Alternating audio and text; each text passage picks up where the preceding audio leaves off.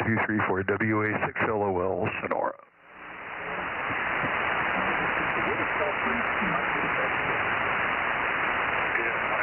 Like, you said you're looking for a bigger winch for your tower? You're looking for a winch for the tower, a stronger one? Oh, I've got one built also, it's an electric winch, and got it all ready to go. And, yeah, this winch is something, connected, it's kind of got today, the LMR 600. Oh, that's pretty precise connected. LMR 600 is not an everyday cable for most hams. I mean, half-inch hardline is more found more often than LMR 600 for the ham world.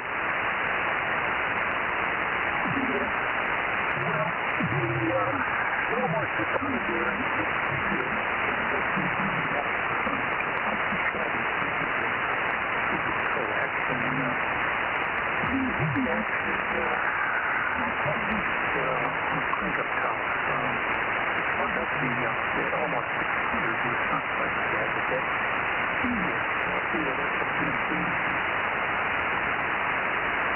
I've got four lengths of heliax going up 55 feet, and I've had it up and down a number of times, and I've had no problems whatsoever. Did you crank a tower? Yeah, it's a U.S. tower, 55 foot. Yeah, okay. I got two towers here, but you gotta be careful cranking it down or whatever. You have somebody there that can walk it out or whatever the case may be, and you need to like it, so you gotta be careful doing it. I put my tower overnight. You still have an inch on either? I looked at the hand winch, I did some measurements, and it's 17 cranks of the winch per foot of cable movement. And I said, okay, I'm going to Harbor Freight, and I bought me a 3,500-pound ATV winch, and it works just fine. My thumb gets a little bit sore pushing the button, that's all. That's the only way to go. Now, that's a cool winch system, right? Yeah, that's not a problem. I've got a 12-volt battery that I can roll around. It's on wheels, and I roll it in the shop, plug it into the main cable, so it's hooked up to the ham shack and the solar panels, or I can roll it outside, and I can use it to electric start my wind chipper and all that kind of stuff. Okay. Well, I didn't go that way. I just didn't want to mess with another battery or whatever, so mine are 110 volt winches, both of them. And this newest one I'm putting in right now is rated at 2,200, I think. Yeah, which is more than enough to handle the job and everything else. And then what I'm going to do is I'm just going to pick up a little portable generator, just in case the juice's out or whatever the case would be, and I need to experiment with this very, very small generator that'll handle the job. So, I just didn't want to mess with the battery and all that stuff. So, if you got a battery and everything else to maintain it, it'll work, no problem. But boy, it turned nice and bright. Well, the new one I got right now, it's a remote control. You can stand back and I got a screen. I get it up the screen and some foot away and push the button. This one came with a, I guess a 12 or a 15-foot cord, and I took the control mechanism and the relay and all that stuff, put that in I wouldn't call it waterproof, a water-resistant box. I have that just below the motor, and the plugs on the side, I just, plug in the push-button controller, and my battery plugs in, and off I go. Smart idea. That same thing on these, the 110 volt ones I have on the other tower. The AC cord, the 8-foot or whatever was the extension for the remote control, I went ahead and cut that in the middle, or down, not toward the middle, but cut some of it off. And I went to a place called the Halide Trail, and they had plugs down there.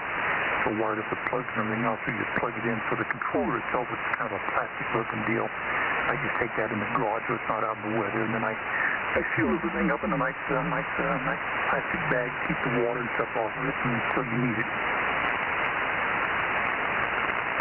Yeah, you were telling me that before. That seems to work quite well. I was debating on putting a winch on the, we're going to call it the raising fixture. And I said, oh, hell, that's not enough cranking, and it's not that hard to do. So I'm just going to leave that manual. Well, I don't know what your tower weighs. What's the weight of your tower? 600 pounds, maybe not even. I'm not really sure. Yeah, well, the light tower has the W51. That's the light tower. The bigger tower is a Tristel TV454, and it's probably closer to about 900 pounds. It's a heavy tower. You'll know it even with a 4-to-1 ratio on the gear ratio on hand. When you go out and start cranking it up, I'll tell you what, you got a hand load. Because it's a afterwards called positive pull up, positive pull down. So if the wind's blowing or whatever and you have to bring it down, there's not a problem. You're not going to get all bound up or whatever. The other one, yeah, the wind's blowing. That's one thing you want to be careful. If you go out there and you try to crank it down when the wind's blowing, you want to make sure you keep an eye on that cable. You don't want any slack in that cable. Oh, yeah, familiar with that issue big time. When I was at work, we had some a bunch of towers built by Aluma Tower out of Florida. They were 4-section. I think they went up like 90 feet, and we let the Army maintain those. Boy, was that a mistake. More than once, they didn't watch what they were doing. The whole thing with the antennas and everything came crashing down from a full height, and basically put everything about 3 feet in the ground. Yeah, people make that mistake out there. Especially the wind blowing in the sense you don't have a positive up, positive down on that tower. And you start cranking it down and you get that slack in the cable and you get that kind of a jerking deal. And that's when you end up breaking the cable. And well, I'll tell you what, once it comes down close to the ground, it's that sudden stop and kind of bends around like a horseshoe. Yeah, and the winch motors they had in those things was a joke.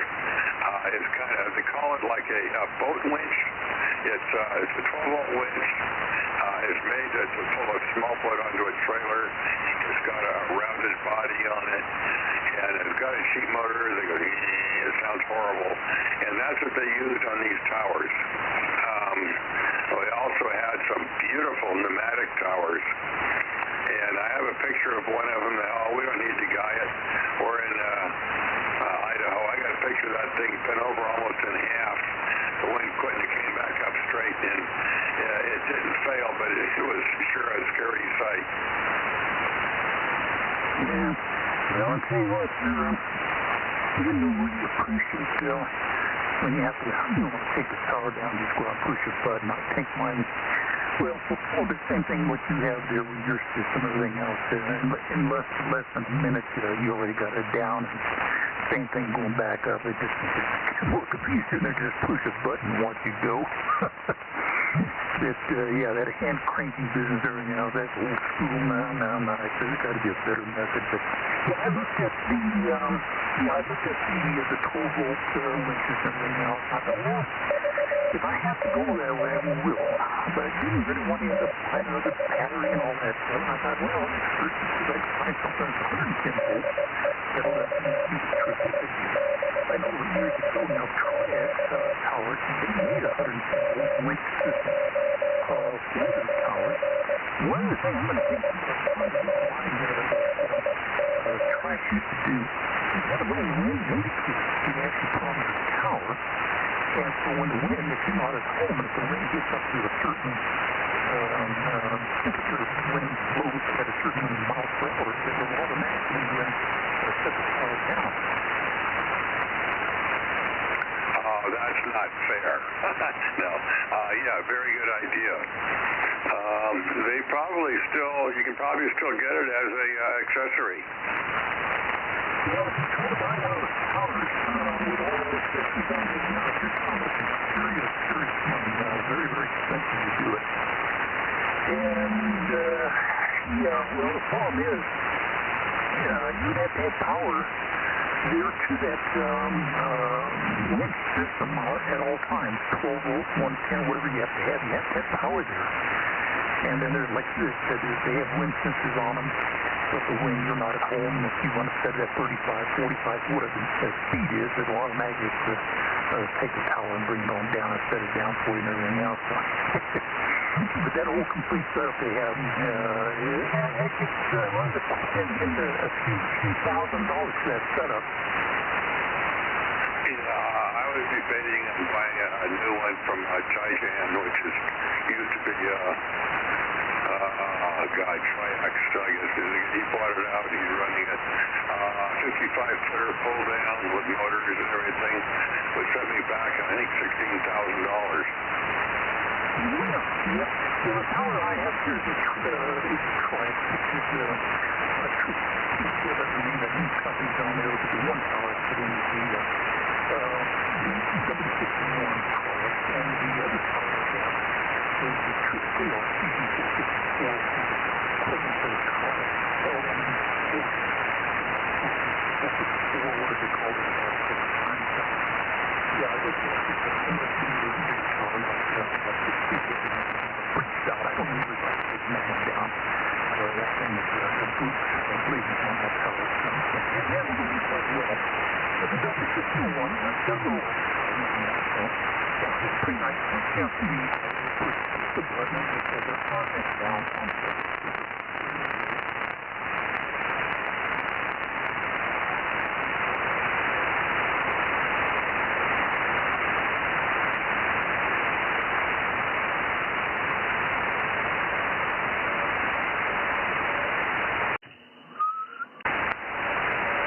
We got you, boss. W6BBS 72. I'm glad you got me.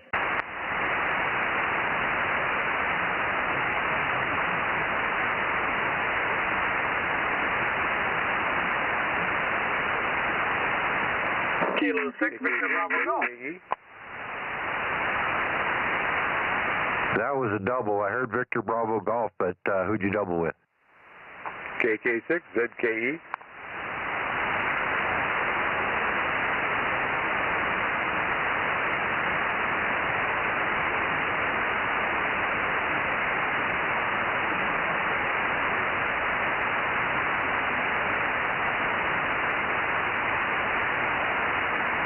Okay, got you, Terry. KK6ZKE, K6BBG, W6BBS, K6MYC, 2-meter Bozo Net, beaming south.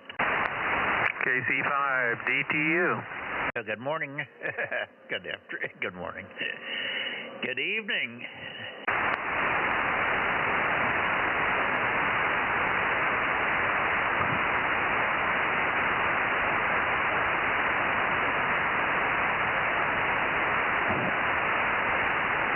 Well, they certainly are coming unglued, aren't they?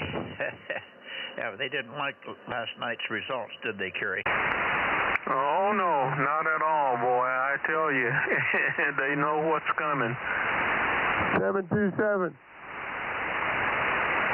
Hello, Mike. Hello, Gary. Hello, Mike.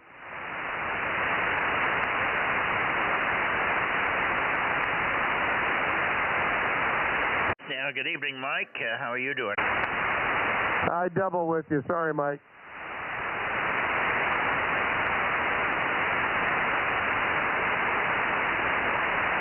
I just said good evening, Mike. How are you doing? I'm doing good.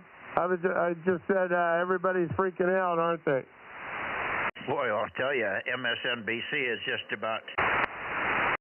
they should just close up the doors. Well, you know, it's bad that we got to go through this again. I mean, you think they would have got all that crap out of their system back in 2016, you know? I didn't know it, but they pay, MSNBC pays Rachel Maddow $30 million a year for a one-night-a-week show. Well, she's smarter than I thought. Yeah. You get a gig like that, that's pretty, that's crazy. I'd probably say anything that they pay me that much money.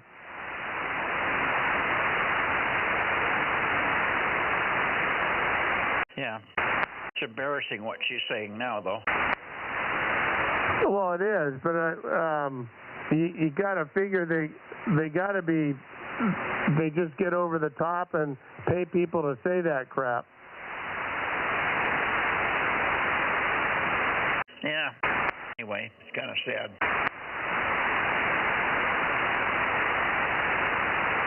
How you doing, Gary? Doing well, Mike. Doing well. How about you? How's things going over there on the other side of Clovis? Going good. I didn't get any rain. I heard somebody talking to a friend of mine over on the other side of Fresno got rain not too long ago tonight. So I don't know what's going on. Yeah, Matt said it rained for an hour at the plant just before he left tonight. I had bright sun here. I don't know about you guys. Batteries were charged before 11 o'clock this morning. Did I hear you right? It rained for an hour at the plant? Yeah, can you believe that? Wow, unbelievable. I had bright sun. I know. KM6SRR. Good evening, Rob. Good evening, Mike. Yep, I was at work right around the corner from the plant, and yep, it rained for a little bit there, over. Not real heavy, but it did rain.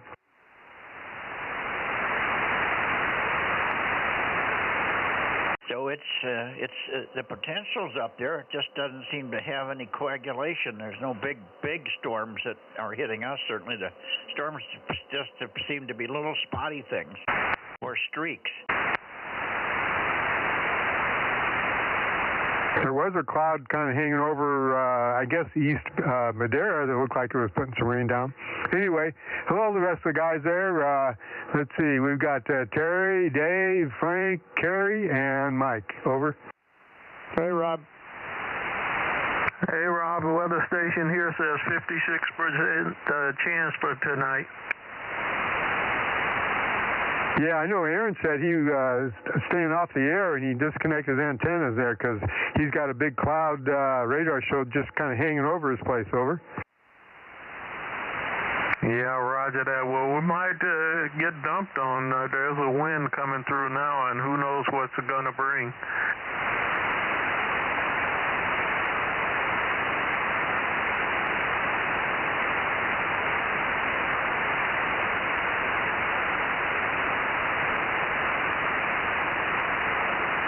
Hey, Mike, have you got anybody else before this last batch of guys, over?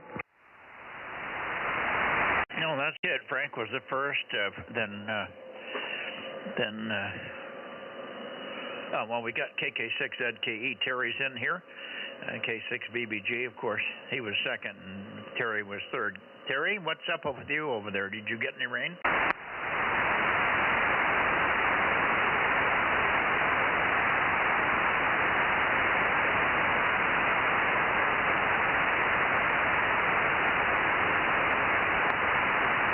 Terry didn't stick around. He checks in and leaves. W6PYP 583 Visalia. No rain here. Okay. Hi, Greg. Good to hear you. Haven't heard you for a couple of weeks here. So yeah, well, we in this last big storm that was supposedly that came through, Frank up north of me got 3 inches and I got a half inch. So it's really spotty. W6PYP. What was the number? 586? Negative 583, 583. Yeah, I was watching the radar, and yeah, it's just kind of spotty. So if you're under the right cloud, you're going to get hit.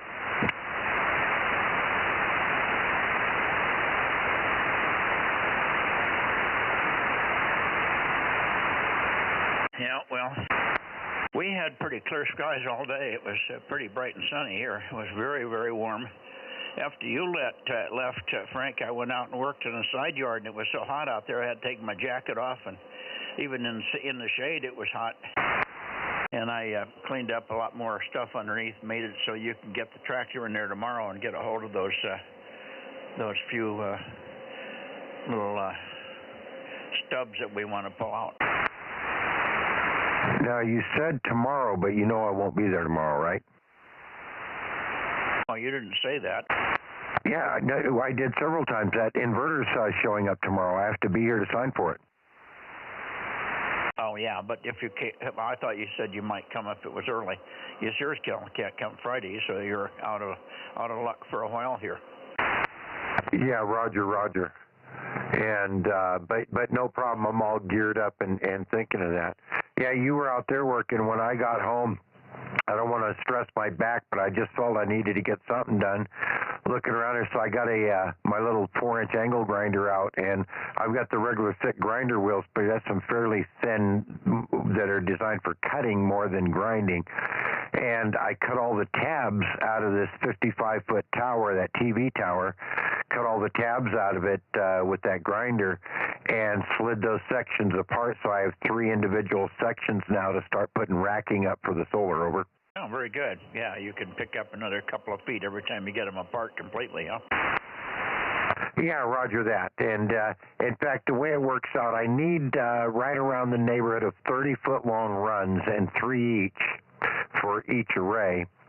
And so that's a total of 90 feet. And as it happens, this one, the top section in this one had been shortened a few feet by somebody. But when I got it apart and figured it out, I can take the top center section, cut it in half, add it on the end of the other 2 long 20-foot sections, and it comes right out to right what I need. So that makes 2 of my runs to go across there. I just mount them on posts, and so, you know, next step is to create a couple more runs. Over. Yeah, good. All righty. Well, let's see. Kerry, anything new from you? Not really. Just things are moving. They're moving, Michael, but slowly, and nothing earth-shattering to report. Okay. Are you going to go to the club meeting on Friday? I'm going to be down there with Rob, and actually I got we got 1 or 2 things we found today we might give to the club for prizes. And not that that's a big deal, but I just wonder if you were going to go to the club meeting. That's this Friday? No, this Friday, and I think WA6 LOL Dave up there in Sonora is coming down. He's going to be there. Okay, if you're going to be there, so we can chat, I'll try and make it. Yeah, okay, super.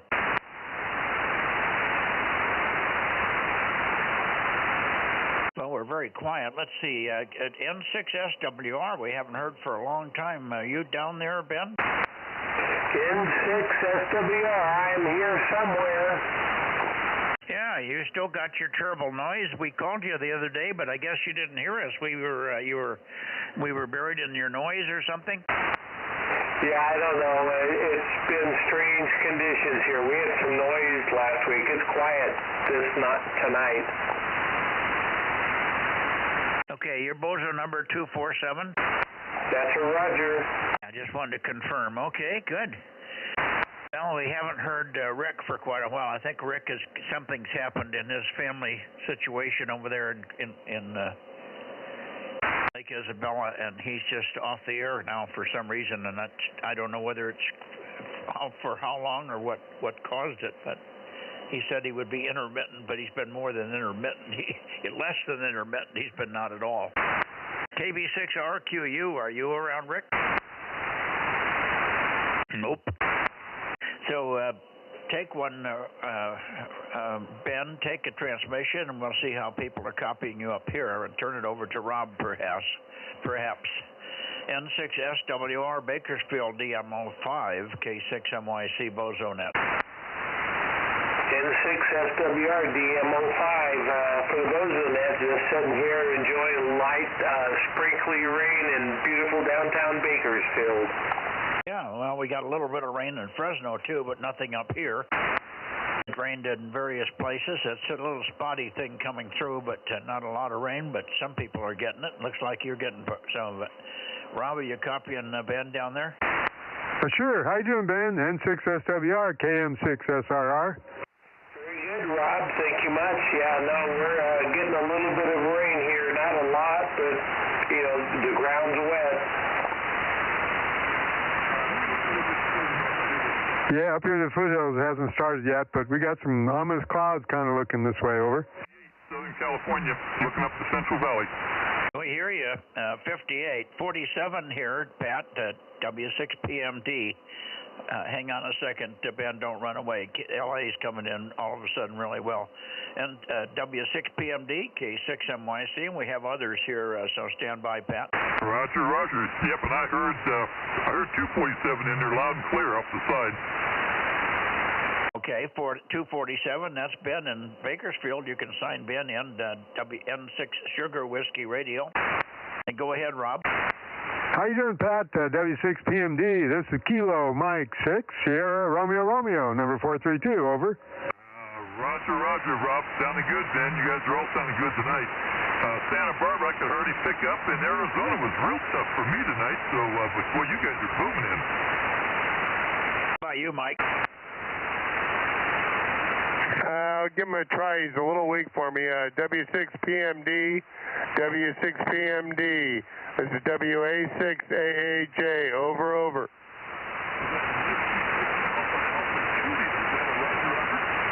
Roger.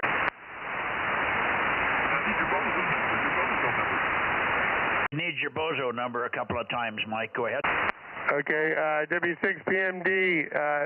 This Bozo number is 727. 727. Over.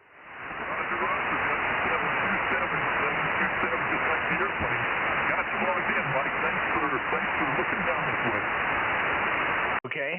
Said thanks. He's got you logged in. They went way down very quickly, Pat. So like very, very rapid QSB tonight.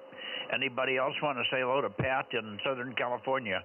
K6MYC, Northern California Bozo Net. I guess you got us all for now, Pat. Thanks for checking in. Good to hear you. W6 Papa Mike Delta, K6MYC, Delta Mike 0773. Roger, thank you very much, Mike. Everybody have a great evening. N6SWR clear. Okay, and you're checked into the Southern California net as well, Ben. Thank you much. I betcha. Kilo Golf 6, Charlie Echo Fox. Good evening, Daryl. KG6C Charlie Echo Fox. No rain at your location right now? Negative, not yet. My weather said there was only a chance for like a 1 or 2 hour window, so we'll see.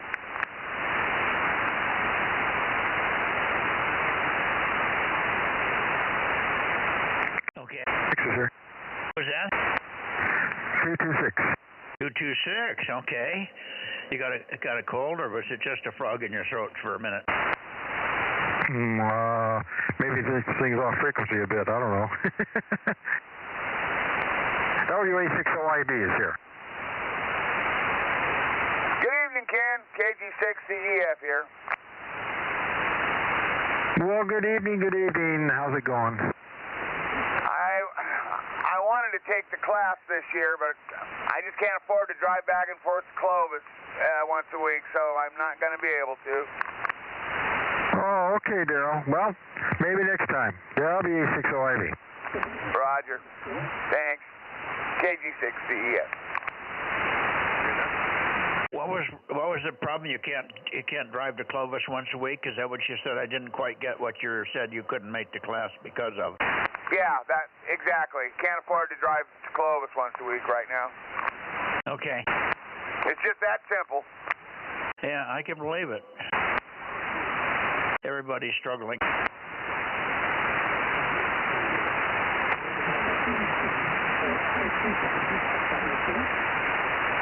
I'm still hearing the Southern California, or maybe that's Dennis in there. I heard Dennis tonight.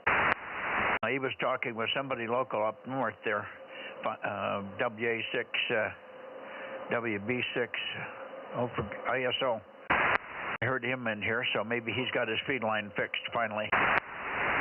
Okay, well, I don't think we're going to have Bill in here by the sound of it, AA6 Sugar, so maybe we should just one last call up and down the San Joaquin Valley, and then we'll go over and get Tascadero and see if Ron is over there. QRZ one more time in the San Joaquin Valley from Course Gold South or even further up than that if there is anybody. Kilowatt 6 Mike Yankee Charlie Bozo Net. Real quiet. We've been missing K6UDE. Boy, he's been quiet lately. KE6VON 1040. KE6VON. Boy, are you weak. What's the matter? I don't know. 50 watts.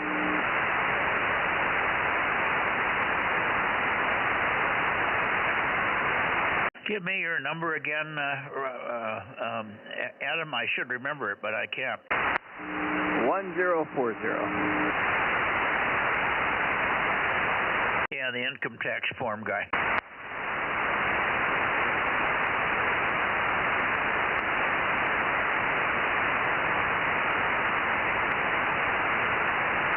Let's see here. I changed my mic. Is that any better? Oh, yeah. There you go. The other mic is not making any RF for you. That's what's happening. No, this is fine now.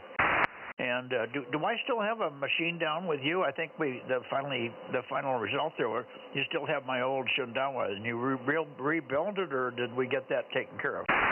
No, I rebuilt it, and it should be in your possession.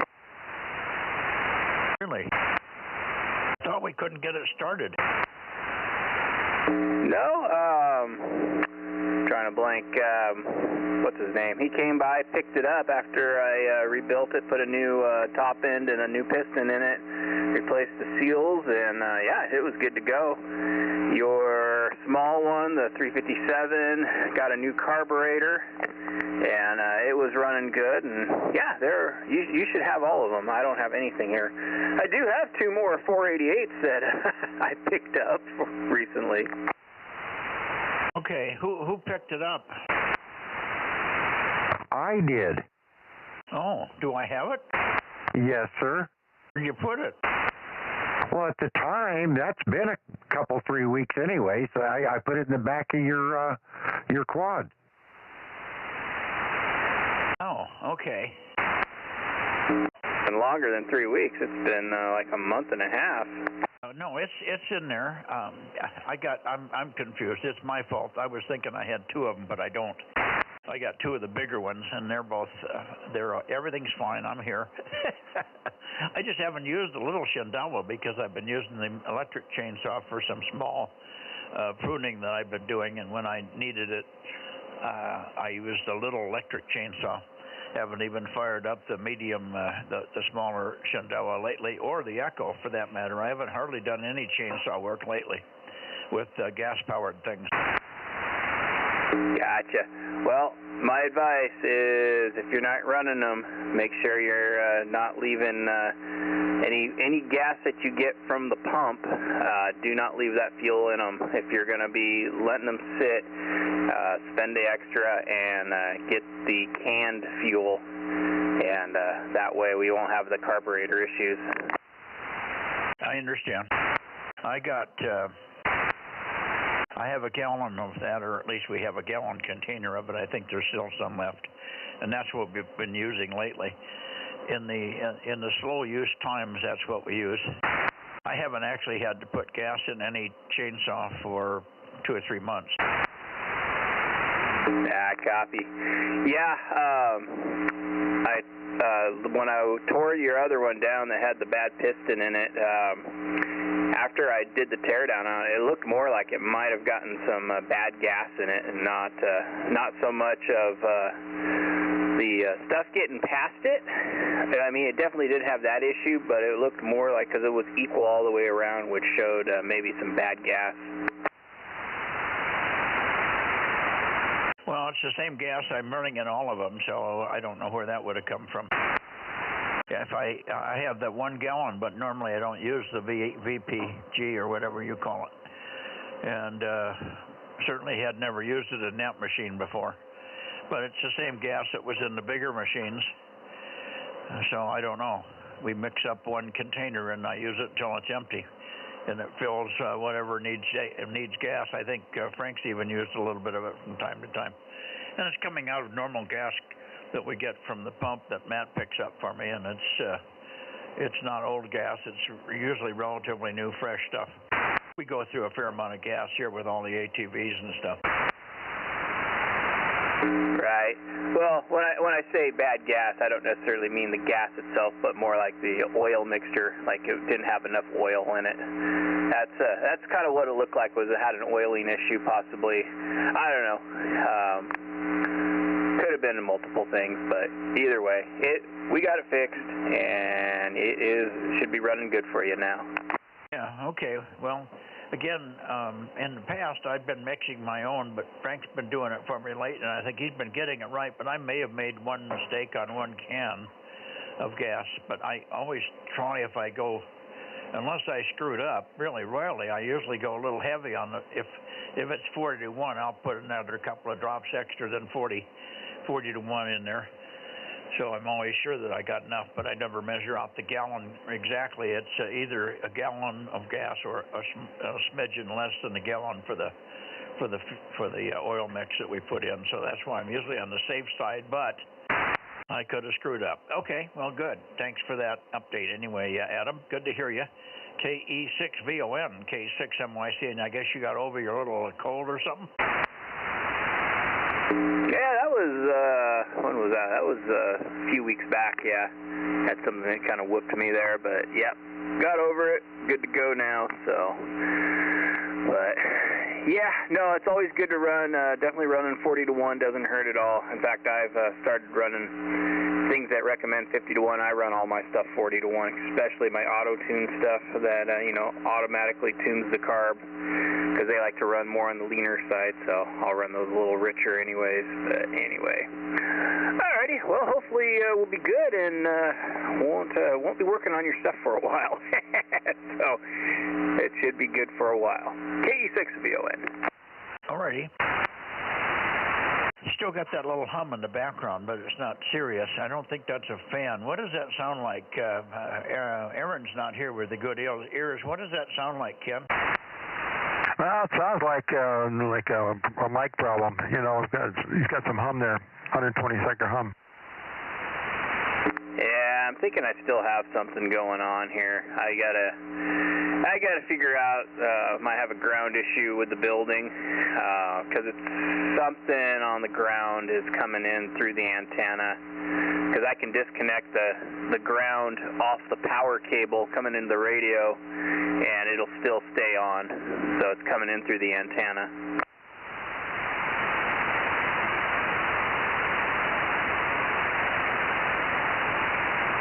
Yeah, I don't know. Anyway, it's not. It's there. It shouldn't be there, but it's not keeping anybody from copying you. Anyway, good evening.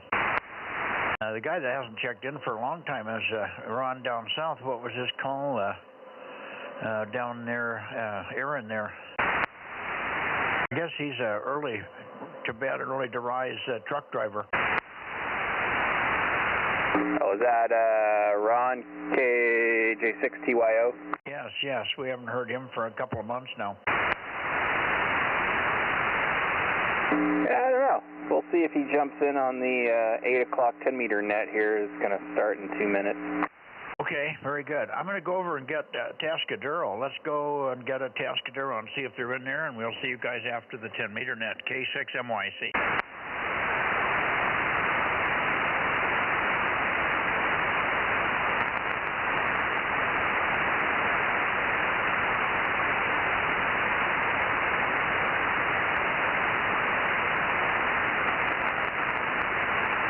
Okay, W6QUI coming in your direction.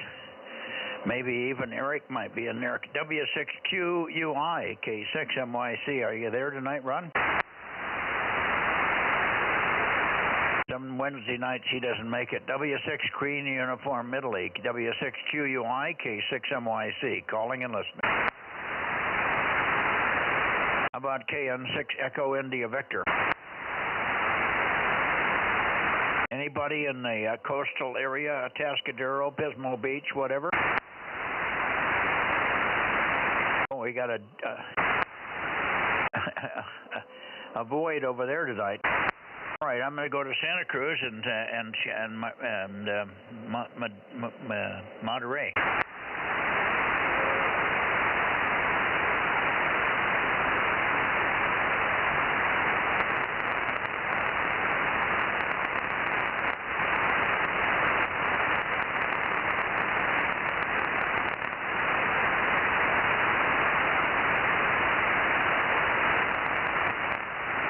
Okay, WA6 London, India, Echo, WA6 LIE, K6MYC. Are you around tonight, Scott? Mike, can I give you a little bit of chatter? Hopefully you copy okay. I hear myself in the background, so I guess that's not too bad. So, yeah, very good evening to you there, Mike. I'm not sure if you caught the 6-meter opening today, but we had a good opening starting about 2200 Zulu to about 2400 Zulu or so down to South America. Did work Venezuela and Argentina on FT8, but didn't hear any sideband activity there, Mike. And I'm listening myself in the background, so it looks like my signal's good enough to talk a little bit more. And as far as rain, we haven't gotten that much over here. So you're still behind us, but we're still behind you. Anyhow, back over to you there, Mike, WA6LIE. Yeah, well, one of the strange things today, I didn't listen on 6 meters today. I could have listened up until, well, we would have been outside. I was working outside until 0100. So I would have missed it, but don't need anything in South America anyway, but it would have been nice to get in on it, but not if it was FT8. If they don't come up on sideband, they're not going to work anybody up this way by the call sign with K6MIC in the call over. Okay, Roger. Yeah, weak signal stuff, but it was there in and out, for a couple hours or so, and like I said, I snagged to Argentina's one I hadn't worked before, one I had before down in Chile, so it is what it is. Just I'd say we had an opening, so that's encouraging. I might go over. Yeah, Roger, do you think that was F2 or transequatorial? Yeah, I think it was 2. Okay. And we're still waiting for the first F2 opening that gets to the west coast here. Anyway, fine business on catching it anyway. That's good. Good to know that you worked it. We didn't get any rain here today either, but it rained in Fresno and it's rained around the area, but nothing here at my location. And we only got a ½ inch in that last storm that came through, so we didn't do very well here. Anyway, 7-3, good to hear you, and we'll catch you, if not sooner, we'll catch you on Sunday night, Scott. WA6LIE Monterey, K6MYC. Very good, Mike. 7-3. Have a good evening. Sounding good. Band conditions are good, I guess. So I hear like I'm sounding good. So I'm glad you're not spraying your ears. Yeah, 73. Good evening to you. WA6LIE. Yeah, Roger, no problem. Yeah, you're coming in fine. You had a little flutter on the previous transmission, but that's been Q5 copy. Pretty good signal strength, and I didn't even wander around to see if I could make it better. I'm pointed at about 268, which is where you usually peak, so not too bad tonight. It was terrible last night on 1296. Propagation was really, really weak. We were missing 10 to 20 dB of propagation, but seems pretty good tonight on 2 meters here. All right, let's see if Tom is in there tonight. K6MYC, KW6F. Yeah, I'm here, but I'm not doing anything. Well, it's probably because you're pointed in the wrong direction. You've got an echo on you. You sound like you're talking from the back of the room there, over. Yeah, that's exactly what was happening. Somehow I'd hit and switch to the wrong mic again. Oh, okay. Well, there you go. Now you're up where you should be. Very good. Good evening. And as you heard Scott say, there was a little 6-meter opening for a couple of hours today into South America. He thought it might be transequatorial propagation, TEP. And who knows, that would be the way it would happen. I wish we could get some F2 in here sooner or later, but I didn't listen today on 6. I didn't even turn the radio on 6. I should do that. Maybe I'll pay attention to it tomorrow. Anyway, anything new with you, or have you heard anything from Lee over there? I haven't heard. He may be on tonight. I'm not sure. Yeah, I got in on the 6-meter opening. I worked 15 or 16 stations in South America. I was trying to get Easter Island, but I never did, or the other one, Fernando de Noronha, or whatever their real pronunciation after I butcher it. There's de-expeditions to both, and they're both operating quite a bit of 6, and I see them spotted, but I haven't been able to hear them. I did work, I think, two new countries in South America. I thought there was 3, but I'm looking at the log and I only see 2, which was Uruguay and Chile. I'd worked Brazil and Argentina quite a few times before. So that was fun, and it was coming and going. I don't know the different propagations very well, but it would come and it would be in for maybe 5 minutes or maybe more, 5 to 10 minutes, and then it would kind of fade, and then it would come back and be on again. And signal strengths were pretty good for FT8. I don't think you could have possibly worked them on sideband, maybe CW. Yeah, doesn't sound like much of an opening. No, it was fun while it lasted, but it wasn't one that's going to make headlines anywhere. Yeah, it may be that the size of the stations, because of FT8, is going downhill, and of course the economy. I'm not sure if the economy is supporting the big guns down there anymore. Anybody building up big stations. Used to be a lot of very, very big South American stations on 6. And used to be gangbusters. Well, congratulations. That's still a lot of contacts, so you did really well. Okay, let's see. I did see one of the stations I was working. I looked him up on QRZ, and he's got stacked 8-element antennas. Yeah. Oh, that's good. At least he's serious about his antennas. Hopefully he's must be running at least 100 watts, huh? Probably. I was getting pretty good signal reports back compared to what I was giving out. So I don't know how much power some of them are running. I'm running, the 1500. Yeah. What's the how do they rate signal strength on FT8? I've forgotten. Over. K6MYC, KW6S. I get confused about it because I remember 0.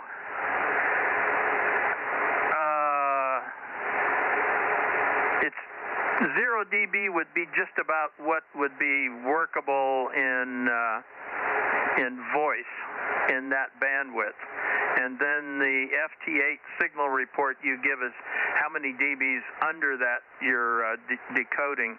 And I can decode, and if it's fairly steady, I can work people at 22, 23, once in a while, minus 24 signal. And today, most of them were minus 10 to minus 19. And I was getting...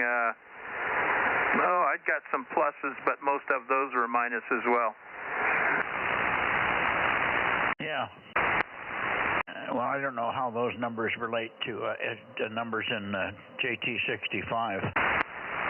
Barely audible was about 20, minus 20, and I could decode people down to minus 30. Yeah. When I listen in the headphones in sideband bandwidth, or 3.6 kilohertz, I'm working people I can't hear, and I didn't hear very many of these today audibly in the headphones. I don't do too much of that because I've got a local here that's like plus 30. Yeah, well, they were probably in the minus 20 region. All right. Very good. Anyway, let's see if Lee is in there. KB6 Lima Echo Echo. Are you with us tonight, Lee? WB6JNP. I don't hear Lee tonight, but I hear Dane, WB6JNP 107. Got you, Dane. Thank you. Nothing new in course goals, just monitoring.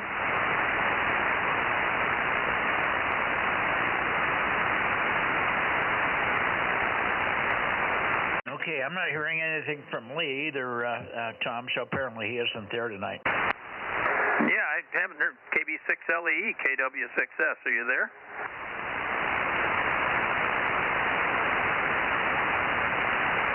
No, I don't think so. I should catch you tomorrow night, though, Mike. K6NYC, KW6S. Okay, fine, Tom. Do me a favor, just key the mic and don't say anything. Just count in your head 1, 2, 3, 4, 5, and then let go of the mic.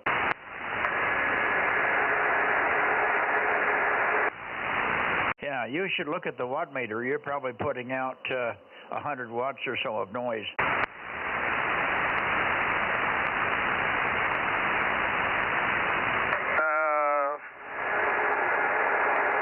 Does it sound like possibly the fan running? Yes, something. It's white. It's sort of white noise. It's not a hummy. It's a white, little low pitch, but it sounds like it's coming out of a box or something. So it's probably fan noise. It's just I've never noticed it before. Yeah, I'm looking to see if I have the processor turned on, which I used to happen to do once in a while, because on this radio it's right close to the on-off switch. I don't see that, but I do have 2 amplifiers with fans running here, and 2 power supplies with fans running, so that could be it. Yeah, well, your voice shuts it down. I don't hear it in the background of your voice because your voice is so powerful it shuts my AGC off. But it comes roaring up when you just key the mic. It's very audible. I can't see it on the S meter, but I mean I can't see the S meter anyway. But it's different. I'm hearing something, and the reason I noticed it because every time you would hit the mic, if you didn't speak instantly, the first thing on there was this burst of noise, and then your voice would quell that. And I had never remembered hearing that before. So something's changed a little bit. Just give it a once-over. I'm sure you'll find it.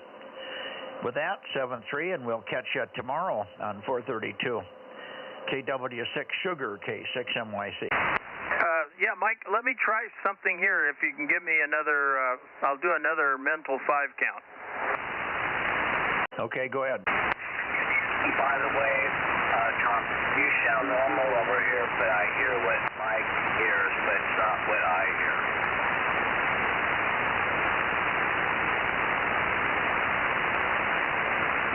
Okay, that was without the mic plugged in. Yeah, I didn't hear anything.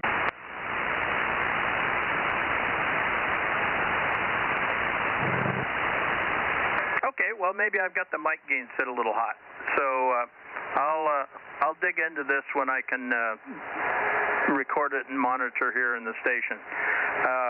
Thanks for the heads up. K6MYC, KW6S. Yeah, well, I would think you should see it on your watt meter.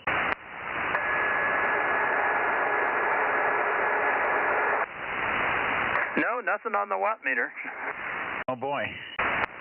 I'm sure hearing it here, it's pretty damn loud, but you're pretty loud tonight anyway. Okay, no worries. You'll find it. You should be able to hear it if you listen to yourself. 7-3, Tom, and catch you tomorrow. KW6S, K6MYC, into the Bay Area. Fan noise. Fan noise, is that what you think, Jim? Yeah, I think so. I was hearing it here, and that's what I attributed to. It's got this whooshy sound, but that's because it's blowing air. Anyways, WV6JNN. Yeah, hang on a second, Jim. Lee, did Tom respond to your comment there? Go ahead. Tom, did you hear Lee's comment? No, I didn't. I heard Scott. I meant Scott. Sorry, Scott. You heard Scott, so you got what he said. Yeah, I did. Thanks. Yeah, okay, you're fine. I couldn't copy him because Jim WB6JNN was also checking in. And he was stronger because I moved the antenna up there. Okay, very good, guys. Carry on. I think you know what has to be looked at anyway. Scott said he could hear it, but he said it sounded pretty normal. Well, your audio sounds normal. It's just that I don't remember hearing the fan noise in the back like that. But it might be. Jim said on this end, Jim in the Bay Area said it just sounded like fan noise to him too. Over. Yeah, I think I've got one of those fans that's designed to blow a brick off a table at 6 paces. Yeah, it might be. But see, I'm not used to hearing the first burst of noise when you key the mic. That's unusual on you. I'll dig it out. I've been wanting to quiet those fans down anyway. K6MYC, KW6S. Okay. Okay, Jim, over to you. Big signal tonight. WB6JNN, K6MYC. Yeah, okay, Mike. K6MYC, WB6JNN. I'm not seeing myself. Yeah, I guess I'm seeing myself. Well, let's see. I'm only, looks like about S3 or something like that on the meter here online. Maybe 4. But anyway, good evening. Nothing really exciting to talk about tonight. I basically watched a bunch of YouTube videos all day and stayed inside. It was cold. Although I did go out and deliver somebody in the rain to her school. That was our border.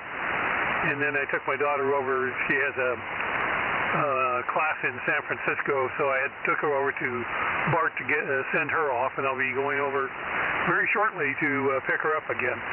Anyway, 73 WB6JNN. Okay, good. I know you've got to run there, but no, you're strong. I can't see any meters here, but let me just see if Aaron's back. Aaron, are you back from your cloudburst? Aaron may be over on 10 meters also. He had to turn everything down for a little bit because he had a big black cloud over the top of his head. He was afraid he was going to get some lightning. So I don't know who else is watching the streaming. Can you see the S meter on the streaming page there, Jim, over? Yeah, that's what I was talking about. I'm seeing KM6SRR. 3 to S4, occasional peaks to 5.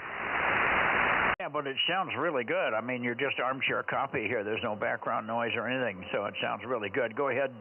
Hang on a second, Jim. Go ahead, Rob. Yeah, the 10-meter net's over, so Aaron's not on there. And I can't even hear Jim, WB6JNN. Yeah, he's booming in here tonight. Are you pointed toward the Bay Area? Yes, I am. Can't hear him at all. Can you hear Rob tonight, Jim? Jim, can you hear Rob, KM6SRR tonight? No, I was not hearing Rob. Sometimes I do, sometimes I don't, but tonight I'm not hearing him. Yeah, it's just that you're so strange here. You're like a local to me tonight. I mean, I'm not even hearing any background noise on you at all. And Rob's not hearing you at all.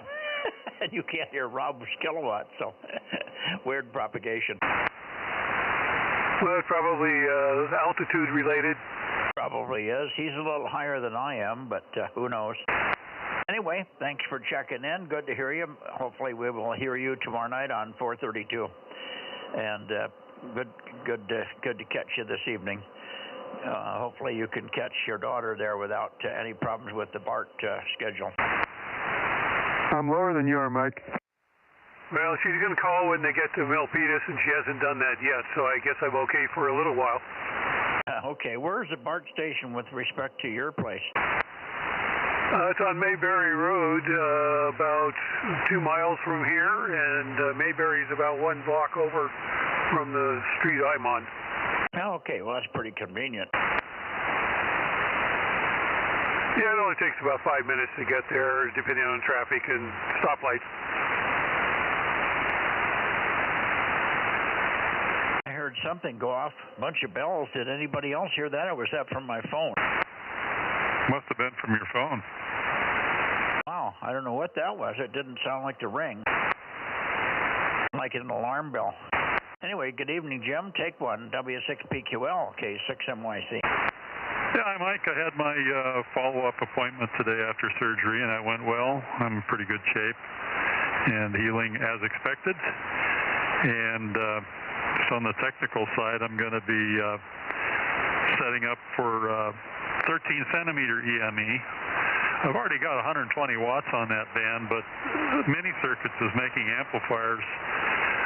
They're primarily for the ISM region, which is 2.45 to 2.55 megahertz, but they'll work down at 2304. And about 250 watts is what they'll put out at that frequency. I'm going to use a pair of them and combine them. So about 500 watts on 13 centimeters, and all I got to do is change the feed horn, and should be good to go for antennas. So those are the plans. not sure when I'll get all that finished, but probably be toward the end of the year. K6MYC, W6PQL. And do that from here or from the Azores? From here, I'm not sure how I can operate from the Azores yet on that frequency. The Europeans have a different frequency. The VKs have a different frequency. The Japanese have a different frequency. I can accommodate all of those except those working on 2320. I'll have to figure out some sort of receive converter on the side to be able to work Europeans that only have that frequency. But yeah, 2304 is kind of a mess, but I'm pretty sure I can deal with it. Okay. Well, that's interesting. I don't think I'll do anything on 2304. I've never been on there. But I've come close a couple of times for some reason. But I think my expansion days of more and more frequencies is limited. Anyway, good deal. Sounds exciting, and maybe a little bit of a market for you there. Might help for the contesting. That I don't know how many people are doing EME. I know WA7CJO is doing a lot of tip 2304 EME. That's Jim. Oh God, mental blank. WA7CJO. I think he's got a 20 or a 24-foot dish, and he's got Klystron, I think, on that band, so he's loud. Yeah, I won't have anything like that. I'll just be using my 8-foot dish and about 500 watts, and noise figure will be something like 0.6 of a dB, so not a super-duper station, but good enough.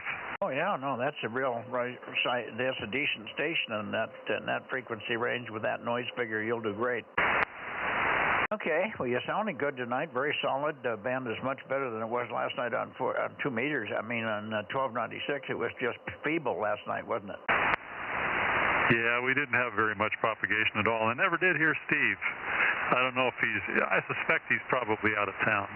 He didn't say anything about doing that, but I didn't see him on the report that Ralph puts out either. So, or I missed it, I don't know, but certainly didn't hear him up here. Well, I had him written in, but I crossed it out when you said you didn't hear a trace of him, so you were pretty sure either he wasn't there or he wasn't on or something, so I crossed him off the list from your standpoint anyway. All right, thanks, Jim. Let's see, who else do we have in the Bay Area on 2 meters? There should be some others. K6MYC, Bozo Net listening. November KB6 WFC.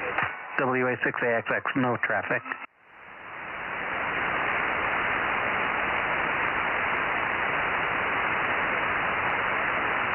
Okay, KB6 Whiskey Foxtrot Charlie, 775. Got you, Mike. And got you, Ed, WA6AXX. Mike, go ahead. You're good and strong. Take a transmission. Go ahead. Okay, yeah, K6MYC, KB6WFC, not much to report today. We got a little over a quarter inch of rain, though.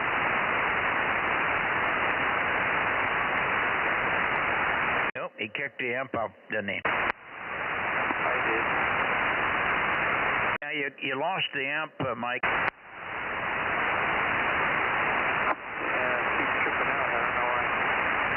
I heard it. I heard you say it keeps tripping out. Anyway, I got the first part of it fine, but without the amp, you're barely readable.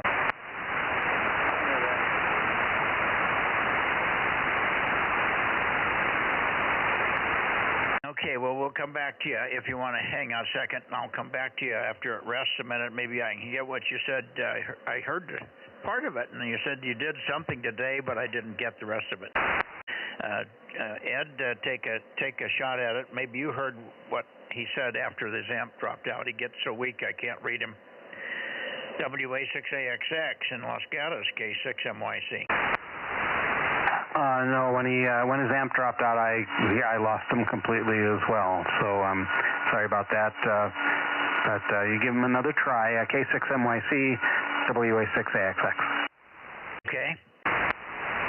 Anything to report on your side? We had scattered rain showers here today, but nothing at my place. But it did rain in Fresno and other places around the area here. Over. Yeah, we had a half-inch of rain, most of it early morning. Go ahead. Okay, half-inch in the morning. Very good. Okay, well, it keeps coming down, but it keeps avoiding me, I can tell you that. I had bright sun all day. I was charged up full battery load by 11 o'clock in the morning. So it was bright and sunny and warm. Warm if you didn't have any wind, and I didn't have any wind until late in the day. Okay, let me see, Mike. Try it one more time. KB6 Whiskey, Foxtrot Charlie. Try it again. K6 MYC.